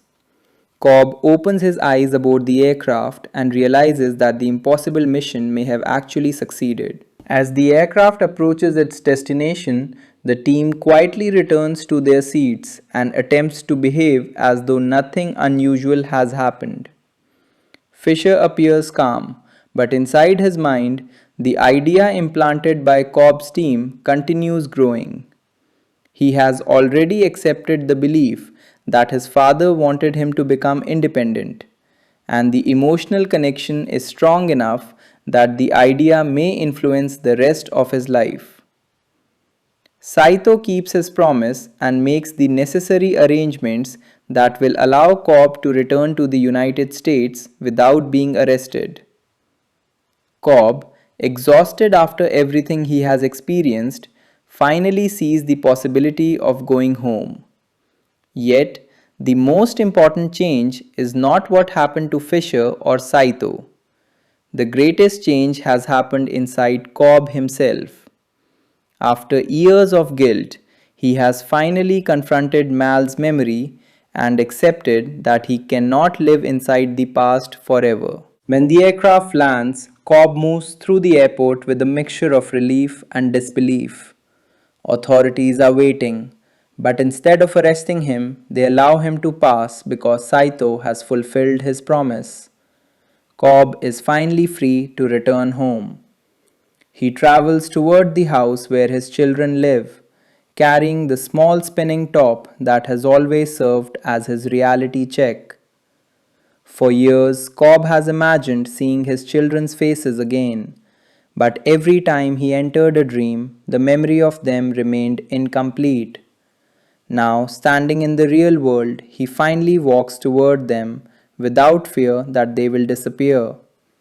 His children run toward him, and for the first time in years, Cobb does not need to question whether the moment is real. He has finally reached the life he wanted, not by escaping reality, but by accepting it. The story continues after the team finally returns to the real world. But the emotional consequences of the mission are far more important than the simple fact that they survived. On the aircraft, Fisher quietly sits with the idea that has now taken root inside his subconscious, while Cobb watches the passengers around him and realizes that the operation has changed his own life as much as it has changed Fisher's. The mission was originally motivated by Cobb's desperate desire to return home, but the journey through Fisher's dreams forced him to confront memories he had spent years avoiding. The most painful part of his past was not simply losing Mal. It was the guilt he carried because he believed that the idea he planted inside her mind had ultimately contributed to her death. For years, Cobb punished himself by keeping Mal alive inside his subconscious, allowing her projection to appear whenever he entered dreams, and preventing himself from fully accepting that their relationship belonged to the past. During the final stages of the operation, however, Cobb finally understood that the Mal he was fighting was not truly his wife. She was a projection created by his own mind, shaped by memories, regret, and guilt. By refusing to follow her back into their imaginary world, Cobb finally separated the woman he loved from the false image he had created of her. When the aircraft lands, Cobb's attention immediately turns toward the possibility of returning home. He has spent years imagining this moment, but the reality of it feels almost impossible after everything he has experienced. He walks through the airport while the other members of the team disappear into the crowd, each person carrying their own memories of the extraordinary mission. Saito has fulfilled his promise, and the legal obstacles that kept Cobb away from the United States have been removed. For Cobb, this is more valuable than any amount of money because his true goal was never financial success. He wanted to see his children again. The people he loves have always been the reason he continued accepting dangerous jobs, even when every mission brought him deeper into the world of dreams. As Cobb approaches the house, he sees the familiar surroundings he has remembered countless times. But this time, something is different. He is no longer entering a dream constructed from memory. He is physically present in the world he has been trying to reach for years. Inside the house, Cobb hears the voices of his children and stops for a moment. The sound immediately brings back the memories that have haunted him throughout the entire story. He remembers watching them from a distance before he was forced to leave, and he remembers the pain of knowing that they were growing up without him. Now, however, the separation is finally over. Cobb enters the room and sees his children, who immediately recognize him and run toward him. The emotional moment is simple compared with the massive action sequences and complicated dream architecture that came before it, but it represents the greatest victory of Cobb's entire journey. He has spent years chasing an impossible goal, traveling through dreams and risking his life to escape the consequences of his past. Yet, the thing he wanted most was not hidden inside a complex subconscious world. It was waiting for him in the real world.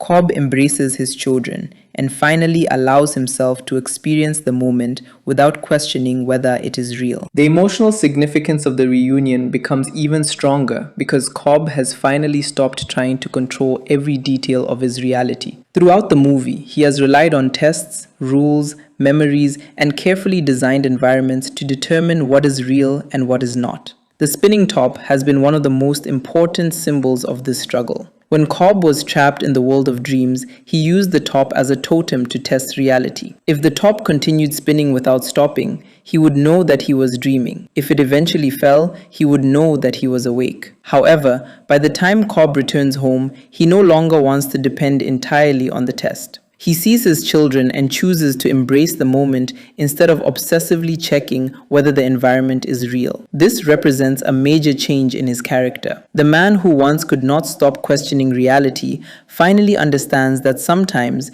the need to prove reality can become another form of imprisonment. While Cobb enjoys his reunion with his children, the film deliberately creates one final mystery. Before leaving them, he places a spinning top on the table and watches it begin rotating. The object spins steadily, creating the possibility that Cobb may still be inside a dream. The camera remains focused on the top as it continues moving, and the audience waits to see whether it will eventually fall. This moment connects directly to the opening scene, where Cobb was found inside a mysterious fortress and confronted by an elderly Saito. The circular structure of the story suggests that the events may have come full circle, but the film refuses to provide a simple answer. The top appears to wobble slightly, suggesting that it may eventually fall. But before the audience can see the result, Cobb walks away from it and joins his children. The camera remains on the spinning object for a moment longer, creating one of the most famous ambiguous endings in modern cinema. The importance of this ending is not necessarily whether Cobb is dreaming. The deeper meaning comes from the fact that Cobb no longer cares enough to check. Earlier in his life, he was obsessed with proving whether the world around him was real because Mal had convinced him that reality could not be trusted. His obsession with the distinction between dreams and reality became one of the reasons he remained trapped psychologically even after leaving the dream world. At the end, however, Cobb sees his children and chooses them over the spinning top. He does not wait to watch the result. He does not interrupt his reunion to confirm the physical laws of the environment. He simply walks away. Whether the top eventually falls or continues spinning becomes almost irrelevant because Cobb has finally reached emotional freedom. The prison was never only the dream itself. It was his inability to let go of the past and accept the life that remained. The ending also changes the way the audience can interpret everything that happened before it. Because the film establishes multiple layers of dreams, manipulated memories, and altered perceptions of time, viewers are encouraged to question the reliability of what they have seen. Cobb's memories of Mal may not always represent objective events because they are filtered through his guilt. His dream architecture may contain details from real experiences mixed with subconscious inventions. Even the final reunion with his children can be interpreted in different ways, depending on how the viewer understands the spinning top. Some interpretations suggest that Cobb is finally awake because the top begins to wobble, while others argue that the final environment could still be another dream.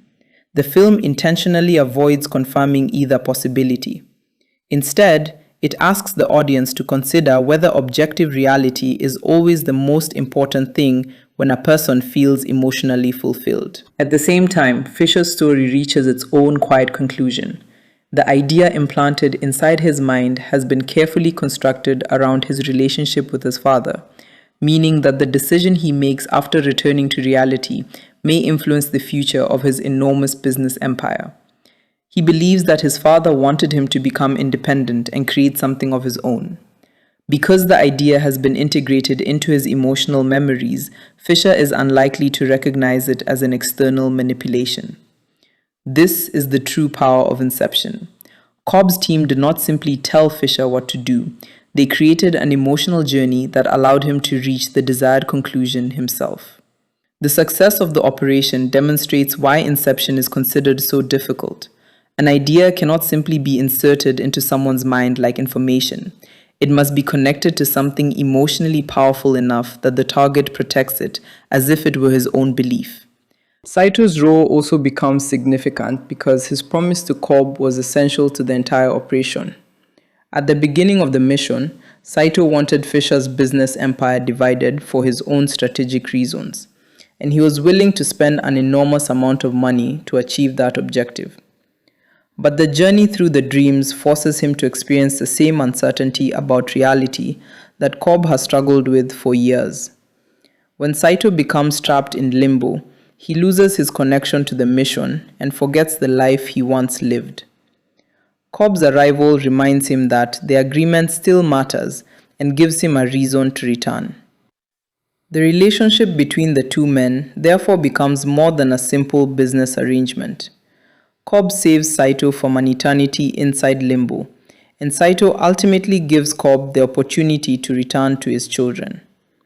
The agreement is completed through mutual trust, even though both men initially entered it for very different reasons. Arthur's contribution to the mission also demonstrates how important teamwork is to Cobb's success. Arthur is responsible for managing the practical side of the operation and repeatedly proves that he can remain calm when the dream environment becomes unpredictable. His struggle inside the hotel, especially when gravity disappears, becomes one of the most technically challenging moments of the entire mission. Instead of panicking, Arthur adapts to the impossible conditions and creates a new plan that allows the team to continue. His ability to improvise within the rules of the dream world becomes essential because the original plan is constantly disrupted by unexpected events.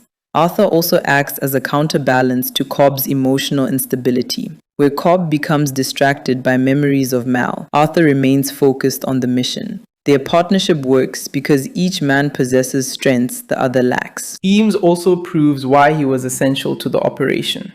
His ability to impersonate other people inside dreams allows the team to manipulate Fisher's perceptions without directly forcing information into his mind. By becoming Peter Browning, Eames creates the emotional bridge between Fisher and his father that makes the final idea believable. His performance demonstrates how identity itself becomes flexible inside dreams. A person's appearance, voice, and behavior can all be reproduced, but what matters most is the emotional response of the target. Fisher trusts Browning because of their history, and Eames uses that trust to guide him toward the desired conclusion. The operation therefore depends on psychological manipulation rather than simple deception. Every character in Fisher's dream becomes part of a carefully constructed narrative designed to make one specific idea feel natural. Ariadne, however, becomes the person who understands Cobb better than anyone else. She begins the story as a talented architecture student who is fascinated by the possibilities of dream construction. But she gradually becomes involved in Cobb's personal psychological struggle. She sees the danger created by Mal's projection and realizes that Cobb's unresolved guilt could destroy the entire operation. Instead of simply following orders, Ariadne challenges him and forces him to confront the truth about his past. Her presence is important because she becomes the emotional guide who helps Cobb recognize that he cannot continue living inside his memories. She also demonstrates that dream architecture is not only a technical skill, it can reveal the psychological structure of the person who creates it. The worlds Cobb and Ariadne build are reflections of the human mind, filled with hidden fears, memories, desires, and contradictions. From a filmmaking perspective, Inception stands out because it combines complex science fiction ideas with a deeply personal, emotional story. Director Christopher Nolan builds the movie around the concept of dreams, but the central conflict is ultimately about grief, guilt, memory, and the human need to find meaning in reality. The film's action sequences are designed around the rules of each dream level, creating visual moments that feel completely different from traditional action movies. The rotating hotel hallway, the collapsing city, the snow fortress, the endless city of limbo, and the synchronized kicks all demonstrate how the movie uses dream logic as a storytelling tool. Rather than treating dreams as random fantasies, the film gives them structure and consequences. Every environment reflects something about the characters, and every level increases the psychological pressure on Cobb and his team. The movie also explores one of its most fascinating ideas through the concept of time. In dreams, time appears to move much more slowly than in reality, meaning that a few hours outside can become days or even years inside deeper levels. This idea allows the film to tell several stories simultaneously while maintaining a single timeline in the real world. For Cobb and Mal, this difference becomes especially tragic because they experience decades together inside limbo, even though only a relatively short period passes outside. Their relationship becomes shaped by a lifetime that technically never existed. Cobb's memories, therefore, contain emotional experiences that feel completely real to him, even though they happened inside an artificial environment. This raises an important question. If a person experiences love, loss, happiness, or suffering inside a dream, Does the emotional impact become less real simply because the environment was artificial? The film's greatest achievement is that it never provides an easy answer. Instead, it leaves the audience in the same uncertain position as Cobb. We are forced to question the evidence, examine the symbolism, and decide what matters more, objective certainty or emotional truth. The spinning top becomes the perfect symbol of that conflict because it represents Cobb's obsession with knowing whether he is awake. Yet when he finally sees his children, he chooses not to look at the answer. That decision suggests that Cobb has escaped the psychological prison that kept him trapped for so long. He does not need to prove anything anymore. He simply wants to live. The ambiguity, therefore, becomes part of the character's emotional resolution rather than merely a trick designed to confuse the audience. As the story settles into its final moments, Cobb's journey can be understood as a battle between reality and memory. But more importantly, it is a battle between holding on and letting go. He spent years holding on to Mal because accepting her death meant accepting that their shared life was finished. He held on to dreams because they allowed him to revisit places where she was still alive. He held on to guilt because it gave him a reason to punish himself. But after returning from the deepest levels of the subconscious, Cobb finally chooses to let those things go. His children represent the future, while Mal represents the past. By walking away from the spinning top and toward his children, Cobb chooses the future without needing absolute proof that everything around him is real. The final image therefore becomes less about whether the top falls and more about whether Cobb has finally found peace. The story reaches its conclusion with Dom Cobb finally standing in the home he has spent years dreaming about, surrounded by the children he was forced to leave behind. After everything he has experienced inside layers of artificial realities, Cobb's greatest victory is not defeating an enemy or completing a complicated mission. It is simply being present with his family again. For years, he has carried the weight of Mal's death, his separation from his children, and the fear that he might never be able to return to the life he once had. His work as a dream extractor allowed him to survive financially, but every mission also kept him connected to the world of dreams, where memories could be manipulated and reality could be questioned. The mission against Robert Fisher changed that completely. Cobb entered Fisher's subconscious believing that completing the job would be enough to solve his problems. But the deeper he traveled, the more he was forced to confront the emotional truth he had been avoiding. By the end of the operation, he understands that his greatest obstacle was never simply the legal situation keeping him away from his children. It was his own inability to let go of Mal and the guilt surrounding her death. The emotional conclusion of Cobb's story becomes especially powerful because his relationship with Mal was built around the exact question that defines the entire movie. What makes something real? When Cobb and Mal first discovered the possibilities of shared dreaming, they treated the dream world as an incredible place where they could escape every limitation of ordinary life. They built entire cities, explored impossible environments, and spent what felt like decades together. The experiences inside the dream became so detailed and emotionally powerful that Mal eventually stopped believing the physical world was real. Cobb understood that they were trapped and that they needed to return, so he planted the idea inside her subconscious that their world was not real. His plan succeeded in convincing her to leave the dream, but the idea continued growing after they returned to reality. Mal could no longer trust the world around her and eventually became convinced that death was the only way to wake up. Cobb spent years blaming himself for what happened, believing that the idea he planted had destroyed the woman he loved. This guilt became the foundation of the Mal projection that followed him into every dream, constantly reminding him of the life he lost. Cobb's confrontation with Mal's projection therefore represents the true climax of the entire movie. During the mission, Mal repeatedly appears at the worst possible moments, destroying plans, attacking team members, and forcing Cobb to confront memories he would rather suppress. At first, Cobb treats her projection as a problem that can simply be controlled. He tries to lock memories away and tells himself that he understands the difference between the real Mal and the version inside his subconscious. But every time she appears, it becomes clearer that he has not actually moved on.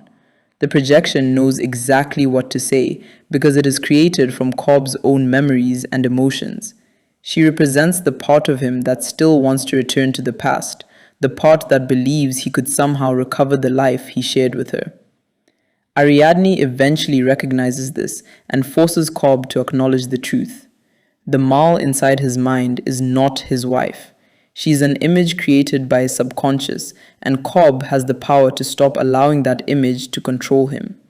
By accepting this truth, Cobb finally begins separating his memories from reality. The same idea appears throughout the story in the form of the spinning top. Cobb uses the top as a totem to determine whether he is dreaming or awake, because inside a dream, the top can continue spinning without falling. This simple object becomes a symbol of his constant need for certainty. Cobb wants absolute proof that the world around him is real, because he has experienced situations where dreams were so convincing that reality itself became difficult to trust. Mal's influence made this uncertainty even worse, because she convinced herself that the physical world was only another layer of dreaming. Cobb spends much of the movie trying to prove that he is awake, but by the final scene, he no longer seems interested in obtaining that proof. When he returns home and sees his children, he places the spinning top on the table and walks away before discovering whether it falls. This decision is crucial because it shows that Cobb has changed. The man who once needed to know the answer now understands that his relationship with his children matters more than the test. The spinning top continues rotating as Cobb walks toward his children, creating the famous ambiguity that has sparked endless discussion among viewers. The camera remains focused on the object while it spins, and just before the film cuts away, the top appears to wobble slightly. Some viewers interpret this movement as evidence that the top is about to fall, suggesting that Cobb is awake. Others believe that the wobble does not provide enough evidence and that Cobb may still be inside a dream. The movie intentionally refuses to confirm either possibility. Christopher Nolan does not give the audience a traditional explanation because the question itself is less important than Cobb's emotional decision. Whether the top falls or continues spinning does not change what Cobb chooses to do. He chooses to walk away from the test and spend time with his children. His emotional freedom, therefore, does not depend on proving the physical nature of the world around him. In a story built around uncertainty, Cobb finally reaches a point where he can accept uncertainty without being destroyed by it. Robert Fisher's journey also reaches an important conclusion because the inception planted inside his mind has become emotionally meaningful enough to survive after he returns to reality. Fisher believes that his father wanted him to create something independent rather than simply inherit and expand the family business. The idea was carefully constructed through several layers of dreams, using his deepest emotional wound as the foundation. Cobb's team never simply told Fisher what decision to make. Instead, they created circumstances that allowed him to interpret his father's memories differently. Fisher's relationship with his father was filled with disappointment, pressure, and a desperate desire for approval. By connecting the new idea to those emotions, the team transformed the decision into something Fisher believed was his own. This is what makes Inception different from ordinary manipulation. The planted idea does not feel foreign. It becomes part of the target's identity and personal history. Fisher leaves the dream believing that he has discovered the truth about his father, unaware that the entire emotional journey was designed by Cobb and his team. Saito's role in the story is equally important because his promise to Cobb makes the entire mission possible. At the beginning, Saito is primarily interested in business and power. He wants Fisher to dismantle his father's corporate empire because doing so will benefit Saito's own interests. But as the mission progresses, Saito becomes more than a client. His injury inside the dream places him in danger of falling into limbo, and Cobb refuses to leave him behind. When Saito eventually becomes trapped in the deepest subconscious world, Cobb follows him, even though doing so places his own return home at risk. The two men find each other after what appears to be an enormous amount of subjective time, with Saito having aged inside the dream. Cobb reminds him of their original promise, and Saito finally remembers the mission. Their decision to return to reality completes the agreement that began the entire story.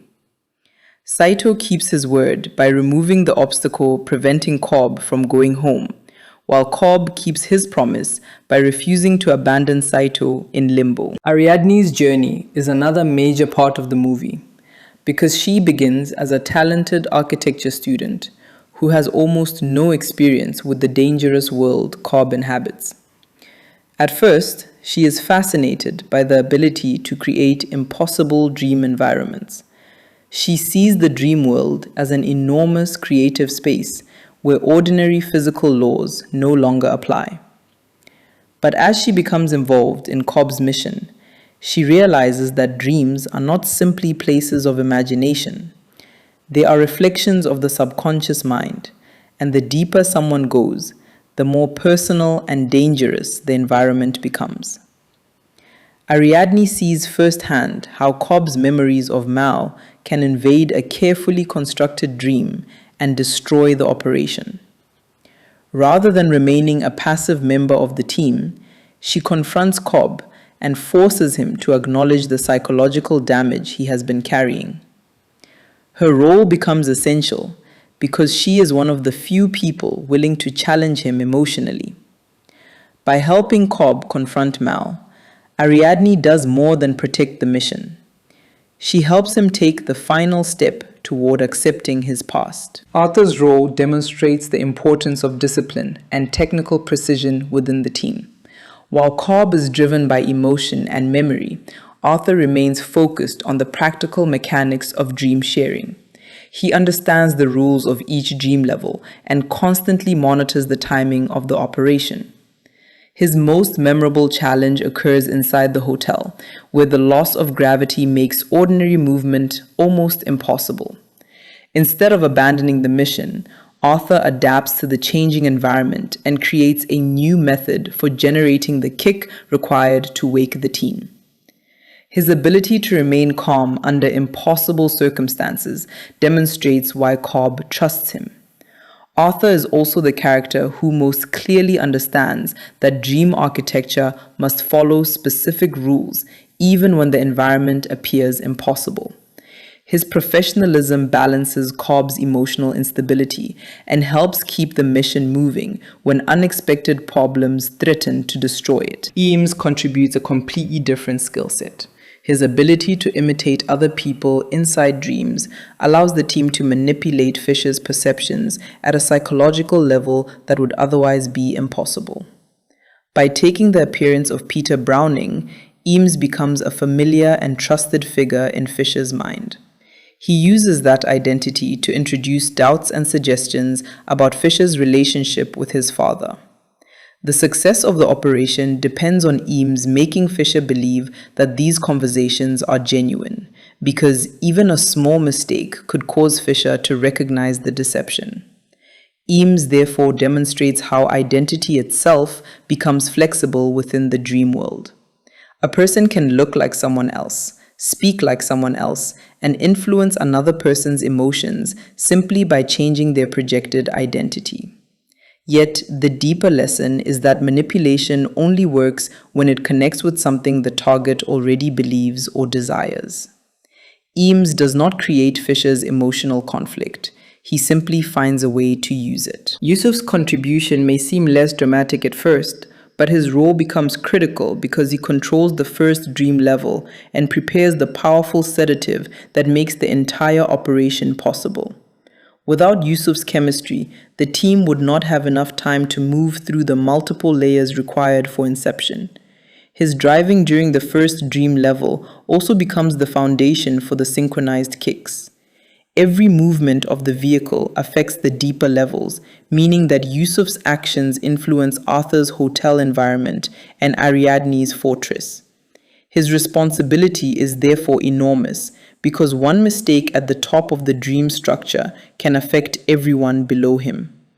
The film uses this layered system to demonstrate how interconnected the dream worlds are. No member of the team operates completely independently.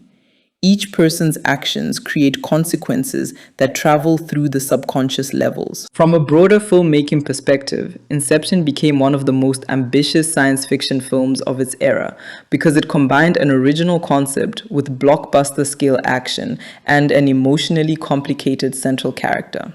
Christopher Nolan created a world in which dreams could be designed, shared, manipulated, and weaponized, but he never allowed the technology to overshadow the human story. The dream mechanics are complicated, yet the emotional conflict remains simple. Cobb wants to return to his children and must learn to let go of the guilt that keeps him trapped. This balance between intellectual complexity and emotional storytelling is one of the main reasons the film has remained so memorable. The movie also uses practical effects and visual techniques to make impossible environments feel physically convincing, particularly during the rotating hotel sequence, the collapsing city, and the shifting dream architecture. Instead of relying entirely on computer-generated imagery, the filmmakers created many physical sets and practical effects, giving the dream world a strange sense of realism. The film's music also plays an important role in creating the feeling of time and tension.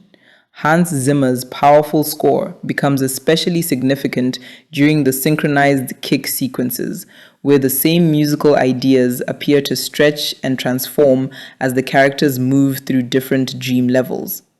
This reflects the movie's concept of time itself.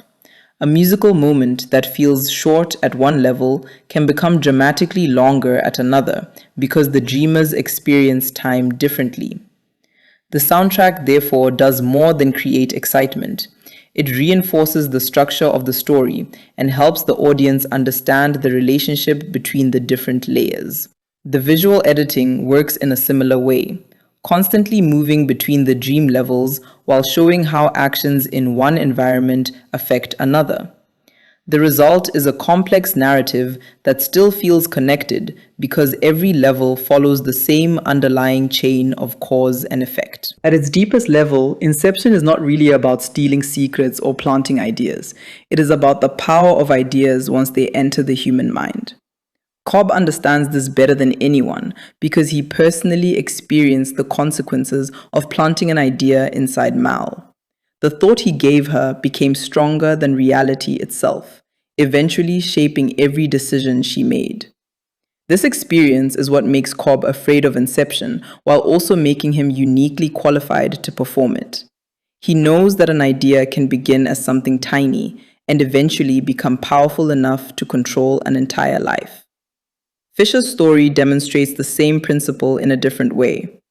The idea planted inside him may begin with a single emotional realization, but it could eventually influence the direction of his business, his relationship with his father's legacy, and the rest of his future. The movie therefore presents ideas almost like living organisms that grow inside the subconscious once they find the right emotional conditions. Cobb's final decision to walk away from the spinning top brings the entire story back to its central theme. For years, he believed that certainty was the only way to find peace. He needed to know whether a world was real, whether Mal understood the truth, whether he was responsible for her death, and whether he could ever return to his children. But none of those questions could be answered in the way he wanted. Reality is complicated, memories can be unreliable, and guilt can distort the way a person remembers the past. Cobb finally understands that he does not need absolute certainty to move forward. He needs to choose what matters. His children matter. His future matters. The life waiting for him outside the dream matters. Mal will always remain part of his history, but she no longer needs to control his future. The final shot of the spinning top, therefore, remains one of cinema's most memorable endings because it leaves the audience with a question instead of a conventional answer. The top continues spinning, then appears to wobble, and the film cuts away before revealing what happens. This ending can be interpreted as proof that Cobb is awake, evidence that he remains trapped in a dream, or simply a deliberate refusal to answer the question at all. The most meaningful interpretation is that Cobb himself has stopped caring. Earlier, the top represented his need to distinguish reality from illusion. At the end, it becomes almost irrelevant because Cobb chooses to live rather than continue testing the world. He walks away from the object and toward the people he loves. In doing so, he achieves something more important than certainty: peace. And that's what makes Inception such a powerful movie. It combines science fiction, psychological drama, action, mystery, and emotional storytelling into one unforgettable experience. But beneath all the complicated dream layers is a very human story about a man trying to escape guilt and find his way home. Dom Cobb begins the journey as someone trapped between memories and reality, unable to let go of the woman he lost and unable to return to the children he loves. By the end, he finally understands that he cannot change the past, but he can choose what he does with the future. Robert Fisher receives an idea that may reshape his life. Saito fulfills his promise. Ariadne discovers the dangers hidden inside the subconscious, and Cobb finally reunites with his children. Whether the final world is objectively real remains a mystery, but emotionally, Cobb has reached the place he wanted to reach. He has stopped running from the past, stopped allowing guilt to control him, and chosen to live in the moment that matters most. And that's the complete story and review of Inception 2010. This movie remains one of the most fascinating films ever made because it does not simply ask us to understand dreams. It asks us to question memory, reality, guilt, love, and the incredible power of a single idea. Christopher Nolan created a world where dreams can become entire realities. But the emotional journey of Dom Cobb is what gives the story its lasting impact. If you enjoyed this full movie recap and review, make sure to like the video, subscribe to the channel, and turn on the notification bell for more Hollywood movie recaps, explained stories, reactions, and reviews. Let us know in the comments whether you believe Cobb was awake at the end or still dreaming, because that final spinning top continues to make the ending one of the biggest mysteries in modern movie history. Thanks for watching, and I'll see you in the next movie recap.